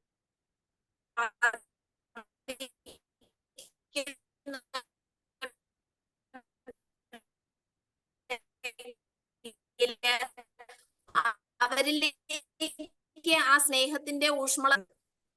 ഒരിക്കല് നെപ്പോളിയന്റെ അടുത്ത് ഒരു സ്ത്രീ വന്നിട്ട് അവര് കരഞ്ഞുകൊണ്ട് നെപ്പോളിയനോട് അപേക്ഷിക്കുകയാണ്, അങ്ങ് മനസ്സ് വിചാരിച്ചാൽ എന്റെ മകനെ രക്ഷിക്കാനായിട്ട് സാധിക്കും. കാരണം അവരുടെ മകനെ തെറ്റ് ചെയ്തതിന്റെ പേരില് തൂക്കിക്കൊല്ലുവാനായിട്ട് വിധിച്ചിരിക്കുക. നെപ്പോളിയൻ പറഞ്ഞു, എനിക്കൊന്നും ചെയ്യാൻ സാധിക്കില്ല, കാരണം അവൻ തെറ്റ് ചെയ്തവനാണ്, അവന് നീതി കൊടുക്കാനായിട്ട് യാതൊരു അർഹതയുമില്ല. അപ്പോ ആ സ്ത്രീ പറഞ്ഞു, അങ്ങ് പറഞ്ഞത് ശരിയാണ്, അവന് നീതി ലഭിക്കുവാനായിട്ടുള്ള സാധ്യതകളൊന്നുമില്ല, അവൻ തെറ്റ് ചെയ്തതാണ്. പക്ഷെ ഞാൻ അങ്ങയോട് യാചിക്കുന്നത് ാണ്. ഇത് നെപ്പോളിയന്റെ മനസ്സിൽ വലിയൊരു ചിന്തയുണ്ടാക്കി എന്നാ പറയുന്നത്. ആ നിമിഷം അദ്ദേഹം മാനുഷികമായിട്ടുള്ള നീതി എന്നതിനേക്കാൾ കൂടുതൽ ദൈവികമായിട്ടുള്ള കരുണയാണ് ഇമ്പോർട്ടന്റ് എന്നുള്ള ആ ഒരു വലിയ ചിന്ത അദ്ദേഹത്തിന്റെ മനസ്സിലേക്ക് വന്നു. പലപ്പോഴും നമ്മുടെ എല്ലാം ലൈഫില് അല്ലെങ്കിൽ ഓരോ മനുഷ്യരുടെ ജീവിതത്തിലും പലപ്പോഴും നീതി നടപ്പിലാക്കാൻ ശ്രമിക്കുമ്പോൾ അവിടെ കരുണ കാണിക്കാൻ സാധിക്കുന്ന പല അവസരങ്ങളും ഉണ്ടാവും. അപ്പൊ നീതിയേക്കാൾ പല അവസരങ്ങളിലും വാല്യൂ കൂടുതലുള്ളത് കരുണയ്ക്ക് തന്നെയായിരിക്കും എന്നാണ് ഈ ഒരു സംഭവം നമ്മളെ ഓർമ്മപ്പെടുത്തുന്നത്. കരുണയോടുകൂടിയുള്ള പെരുമാറ്റം, ദയാപൂർണമായ വാക്ക്, ഇത് രണ്ടും ഓരോ കൗൺസിലേഴ്സിൽ നിന്നും പുറത്തേക്ക് വരേണ്ട വലിയൊരു കാര്യം തന്നെയാ. മറ്റൊരു ചിന്ത, ഒരിക്കൽ മുഹമ്മദ് നബിയും അദ്ദേഹത്തിന്റെ ബന്ധുവായ അലി എന്ന വ്യക്തിയും കൂടെ നടക്കാൻ പോയി. ഇവര് രണ്ടുപേരും നടന്ന് കുറച്ച് ദൂരം ചെന്ന് കഴിഞ്ഞപ്പോഴ് ഈ അലിയുടെ ഒരു പഴയ സുഹൃത്തിനെ വഴിയിൽ വെച്ച് കണ്ടു. അപ്പൊ ഇവര് തമ്മിൽ കുറച്ച് നാളായിട്ട് എന്തോ ഒരു പ്രശ്നത്തിലൂടെ കടന്നു പോവുകയാണ്. അപ്പൊ ഭയങ്കരമായിട്ടും ഈ കൂട്ടുകാരൻ അലീനെ കണ്ടു കഴിഞ്ഞപ്പോഴ് ചീത്തവാക്കുകൾ ശണ്ടയായി. അപ്പൊ കുറച്ചു സമയം ഈ അലി ഇതെല്ലാം കേട്ട് ഒരക്ഷരം പോലും മിണ്ടാതെ മര്യാദയ്ക്ക് നിന്നു. അപ്പൊ ഓപ്പോസിറ്റ് ഉണ്ടായിരുന്ന അയാളുടെ ഫ്രണ്ടിന് ആവേശം കൂടുതൽ. അയാള് വീണ്ടും വീണ്ടും ചീത്ത ശരവർഷങ്ങൾ ചൊരിഞ്ഞുകൊണ്ടിരിക്കുക. കുറച്ചു സമയം കഴിഞ്ഞപ്പോഴ് അലിയുടെ നിയന്ത്രണം വിട്ടുപോയി. അലി അയാള് പറഞ്ഞതിന്റെ ഡബിൾ ഡോസിൽ തിരിച്ചു കൊടുത്തു. കുറച്ചു ദൂരം. അപ്പോ ഈ ഒരു സമയത്ത് മുഹമ്മദ് നബി ഇവരുടെ അടുത്ത് നിന്ന് മുന്നോട്ട് നടന്നു നീങ്ങി. അപ്പോ അലി കുറച്ചു സമയം അവർ തമ്മിലുള്ള സംഭാഷണമൊക്കെ കഴിഞ്ഞ് അലി പെട്ടെന്ന് തന്നെ നബിയുടെ പിന്നാലെ നടന്നെത്തി. ആ സമയത്ത് അലി പരിഭവം പറഞ്ഞു നബിയുടെ അടുത്ത്. അവൻ എന്നെ ചീത്ത പറഞ്ഞ സമയത്ത് അങ്ങ് എന്നെ അവിടെ ഉപേക്ഷിച്ചിട്ട് നടന്നു അല്ലേ, എന്തായാലും അങ്ങ് ചെയ്തത് ശരിയായില്ല എന്നുള്ള രീതിയിൽ പരിഭവം പറഞ്ഞപ്പോ നബി പറഞ്ഞ വലിയൊരു ചിന്തയുണ്ട്. ആദ്യം നിന്റെ കൂട്ടുകാരൻ നിന്നെ മോശമായ രീതിയിൽ സംസാരിച്ച് നിന്നെ ചീത്ത വിളിച്ചപ്പോ നീ ഒന്നും മിണ്ടാതെ ക്ഷമയോടെ അത് കേട്ടു നിന്നു. ആ സമയത്ത് സ്വർഗത്തിൽ നിന്നുള്ള 10 മാലാഹമാര് നിന്റെ ചുറ്റും നിൽക്കുന്നത് എനിക്ക് ദർശിക്കാനായിട്ട് സാധിച്ചു. അല്പസമയം കഴിഞ്ഞ് നിന്റെ ക്ഷമ നശിച്ച സമയത്ത് നീ തിരിച്ച് അവനോട് പ്രതികരിച്ചു തുടങ്ങിയ സമയത്ത് ആ വന്ന മാലാഹമാരെല്ലാം നിന്റെ അടുത്ത് നിന്ന് തിരിച്ചു പോകുന്നത് ഞാൻ കണ്ടു. ആ ഒരു നിമിഷം ഞാനും നിന്റെ അടുത്തുനിന്ന് തിരിച്ചു നടക്കാനായിട്ട് തുടങ്ങി എന്നുള്ളത്. അതുകൊണ്ട് തന്നെ നമ്മുടെ ഓരോ വാക്കുകളും വളരെ പ്രധാനപ്പെട്ടതാണെന്നാണ് ഇവിടെ പറഞ്ഞു വെക്കുന്നത്. കാരണം ഒരു നാവേ ഉള്ളൂ, 2 ചെവിയാണ് നമുക്കുള്ളത്. അപ്പോ കൂടുതല് പ്രത്യേകിച്ച് കൗൺസിലേഴ്സ് ആയി നമുക്ക് എല്ലാവർക്കും ലിസണിങ് കപ്പാസിറ്റിയാണ് കൂടുതൽ വേണ്ടതെന്നും നമ്മുടെ വാക്കുകള് നമ്മുടെ വ്യക്തിത്വത്തിന്റെ ഒരു പ്രതിഫലനമാണെന്നുമുള്ള വലിയൊരു ഉൾക്കാഴ്ചയാണ് നമുക്ക് ലഭിക്കുന്നത്.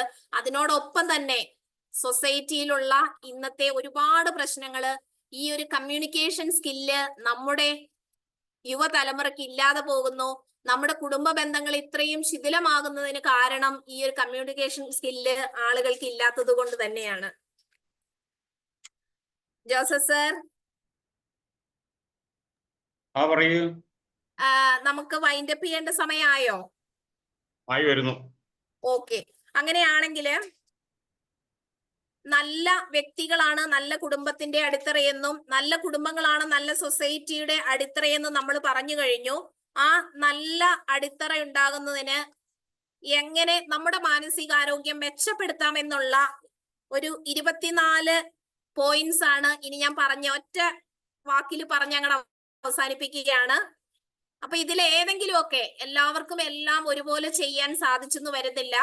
എന്നാലും ഇതിൽ ഏതെങ്കിലുമൊക്കെ നമ്മുടെ ലൈഫിലും പ്രയോജനപ്പെടും. അതിനോടൊപ്പം തന്നെ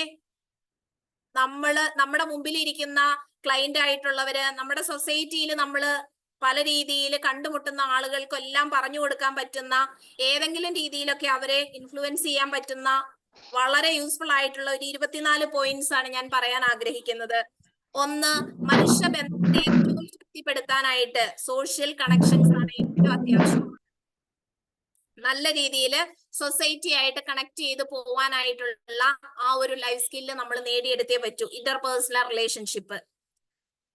രണ്ടാമത്തെ കാര്യം, സ്റ്റേ ആക്റ്റീവ്. എപ്പോഴും ആക്റ്റീവ് ആയിട്ട് ഇരിക്കുക എന്നുള്ളത്, അതായത് ശരീരത്തിന് എപ്പോഴും ചലനമാണ് ആവശ്യം.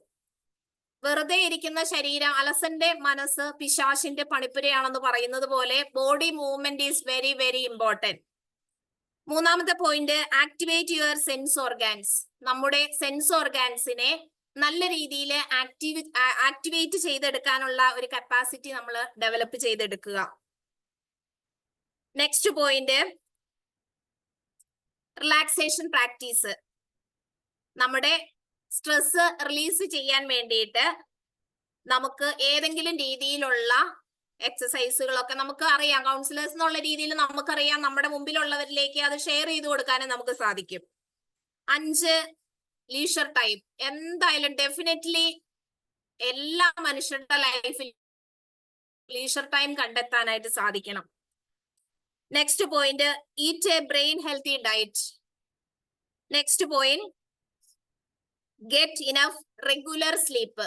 ഉറക്കത്തിന്റെ പ്രാധാന്യം നമുക്കറിയാം, നമ്മുടെ ലൈഫിലും ഇത് ഇമ്പോർട്ടന്റ് ആ. ഒരുപക്ഷെ ഞാൻ പലപ്പോഴും പലരോടും, വളരെ എഡ്യൂക്കേറ്റഡ് ആയിട്ടുള്ള ഓരോ പ്രൊഫഷണൽ ആയിട്ടുള്ള ആളുകളോട് ചോദിക്കുമ്പോൾ പോലും പറയുന്ന ഒരു കാര്യമുണ്ട്, 3 മണിക്കൂർ 4 മണിക്കൂറാണ് ഉറക്കം കിട്ടാറുള്ളൂ എന്നത്, പല കാരണങ്ങൾ കൊണ്ട്. അപ്പൊ ഒരിക്കലും നമുക്ക് കോംപ്രമൈസ് ചെയ്യാൻ പറ്റാത്ത ഒരു കാര്യം നമ്മുടെ ഉറക്കം തന്നെയാണ്. Next, travel. നമ്മുടെ സ്ട്രെസ് കുറയ്ക്കാനായിട്ട് നമ്മളെ ഏറ്റവും കൂടുതൽ ആക്ടിവേറ്റ് ചെയ്തെടുക്കാൻ പറ്റുന്ന ഒരു കാര്യം യാത്രകൾ തന്നെയാണ്. Next point, avoid alcohol and other drugs. Next one, exercise. നമ്മുടെ ഹാപ്പി ഹോർമോൺസ് ഒക്കെ റിലീസ് ചെയ്യാനെല്ലാം എക്സസൈസ് വളരെ ഹെൽപ്ഫുൾ ആയതുകൊണ്ട് നമ്മൾ എന്തായാലും എക്സസൈസിന് വളരെയധികം പ്രാധാന്യം കൊടുക്കണം. Spend time in nature work വളരെ നല്ലൊരു കാര്യമാണ്. നമ്മുടെ മെന്റൽ ഹെൽത്ത് ഇംപ്രൂവ് ചെയ്യാനുള്ള വളരെ നല്ലൊരു കാര്യം തന്നെയാണ്. How to heal the mind, എങ്ങനെയാണ് നമുക്ക് നമ്മുടെ മനസ്സിനെ ഹീൽ ചെയ്യാൻ പറ്റുന്നത്? എനിബഡി?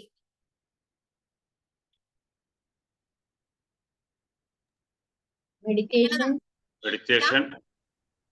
ഓക്കെ, നമ്മള് ഗൂഗിളിലൊക്കെ സെർച്ച് ചെയ്ത് കഴിയുമ്പോഴും വരണത് മനസ്സിനെ ഹീൽ ചെയ്യാനുള്ള ഏറ്റവും ബെസ്റ്റ് മെഡിസിൻ എന്ന് പറയുന്നത് മൈൻഡ്ഫുൾനെസ് ആ. പോസിറ്റീവ് അഫർമേഷൻസ് കൊടുക്കുക, നമ്മുടെ മനസ്സിനെ ശക്തിപ്പെടുത്തുക എന്നുള്ളതാണ് മനസ്സിനെ ഹീൽ ചെയ്യാനുള്ള ഏറ്റവും നല്ല മാർഗം. To live in the present moment. The next point, keep learning. അതായത് ഓരോ ദിവസവും എന്തെങ്കിലും ഒരു പുതിയ അറിവ്, ഒരു പുതിയ സ്കില്ല് പഠിച്ചെടുക്കുക എന്നുള്ളത് എല്ലാ അപ്ഡേറ്റഡ് ആയിട്ടുള്ള ആളുകളുടെ ഒരു ലക്ഷണമായിട്ടാണ് പറയുന്നത്. The next point, talk about your feelings. ഇപ്പൊ നമുക്ക് സങ്കടം വന്നു, നമ്മളത് ഉള്ളിൽ വെക്കാതെ ആ ഫീലിങ്സിനെ കുറിച്ച് നമുക്ക് ഷെയർ ചെയ്യാൻ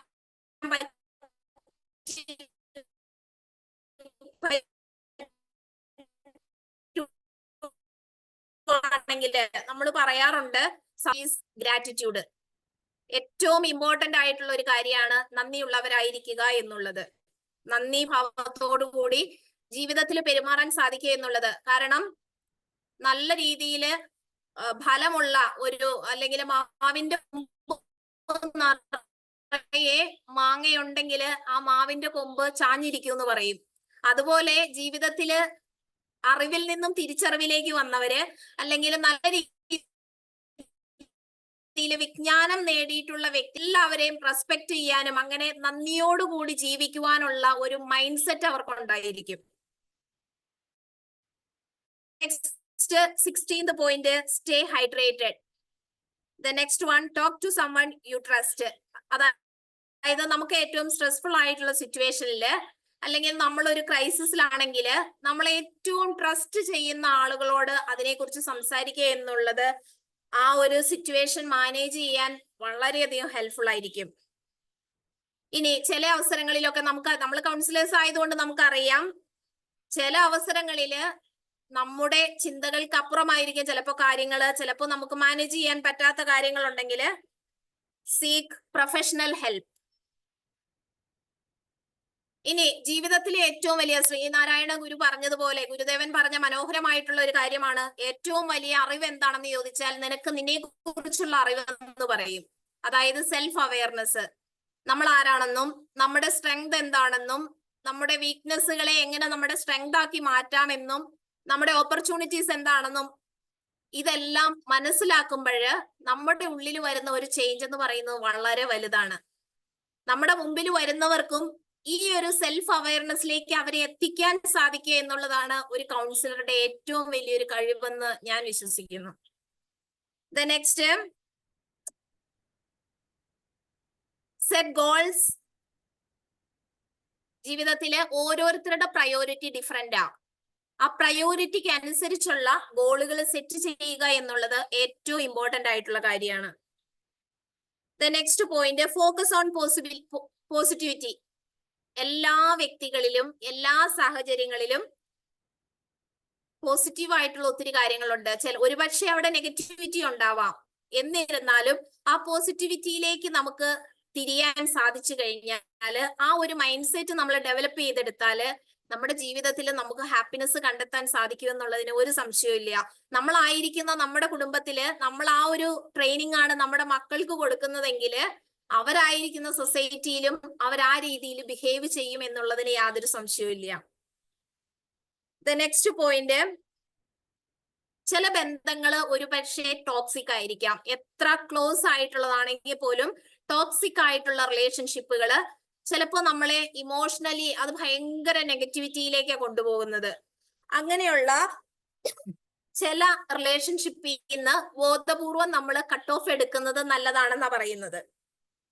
the next point, psychotherapy and meditation. ഇതെല്ലാം നമുക്ക് അറിയാവുന്ന കാര്യങ്ങൾ തന്നെയാണ്. എന്നിരുന്നാലും ഒരു നല്ല മനുഷ്യനായി തീരാൻ നമ്മുടെ ചുറ്റുമുള്ളവരിലേക്കും ആ ഒരു എനർജി സ്പ്രെഡ് ചെയ്ത് കൊടുക്കാനൊക്കെ എന്തൊക്കെ കാര്യങ്ങള് നമ്മുടെ കയ്യിലുണ്ട് എന്നുള്ള ഒരു ജസ്റ്റ് ഒരു റിമൈൻഡർ മാത്രമായിരുന്നു ഞാൻ ഈ പോയിന്റ്സ് പറഞ്ഞത്.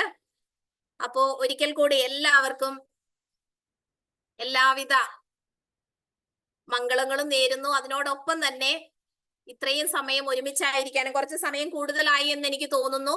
അതുകൊണ്ട് ഞാൻ കൂടുതൽ വൈൻഡപ്പിലേക്ക് നിൽക്കുന്നില്ല. ഇത്രയും സമയം ഒരുമിച്ചായിരുന്നു എന്നെ ശ്രമിച്ച നിങ്ങൾക്ക് എല്ലാവർക്കും നന്ദി പറഞ്ഞുകൊണ്ട് ഞാൻ അവസാനിപ്പിക്കുന്നു. Thank you so much.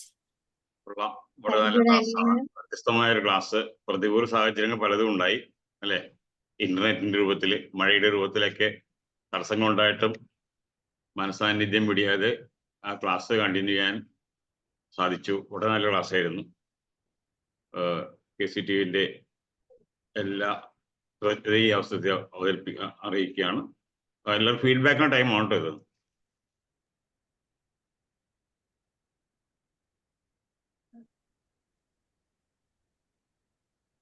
Class വളരെ നന്നായിരുന്നു. ഒരുപാട് കാര്യങ്ങൾ കുറഞ്ഞ സമയം കൊണ്ട് പറഞ്ഞു കൊടുത്തു.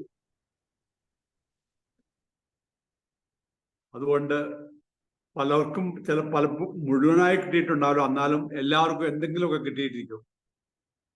Thank you all. Thank you Rani ma'am. വളരെ നല്ല എനർജറ്റിക് സെഷൻ ആയിരുന്നു.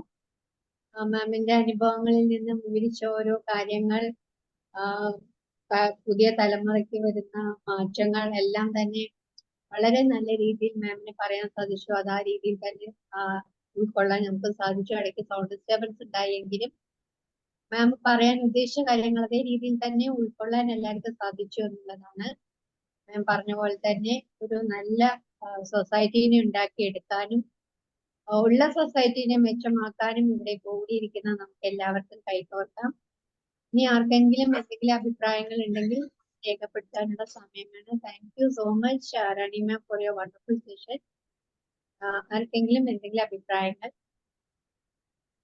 ഡിസ്കഷൻ ടൈമാണ്.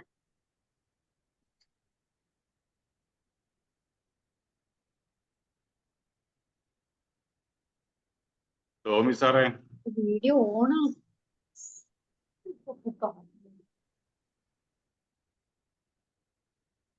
ലോഹിതാക്ഷ സാറിനൊന്നും പറയാനില്ലേ?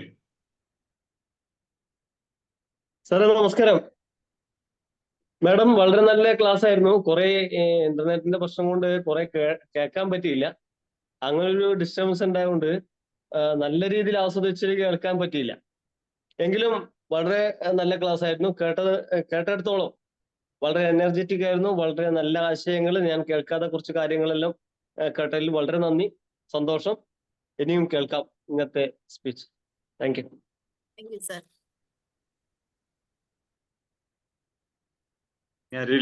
താങ്ക്സ് അല്ലേ?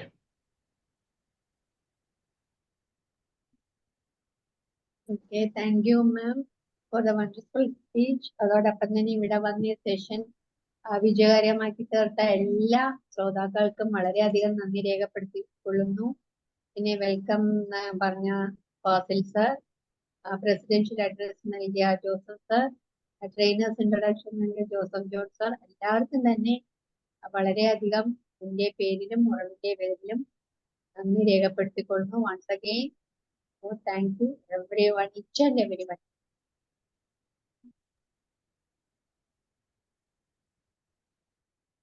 Good night to all.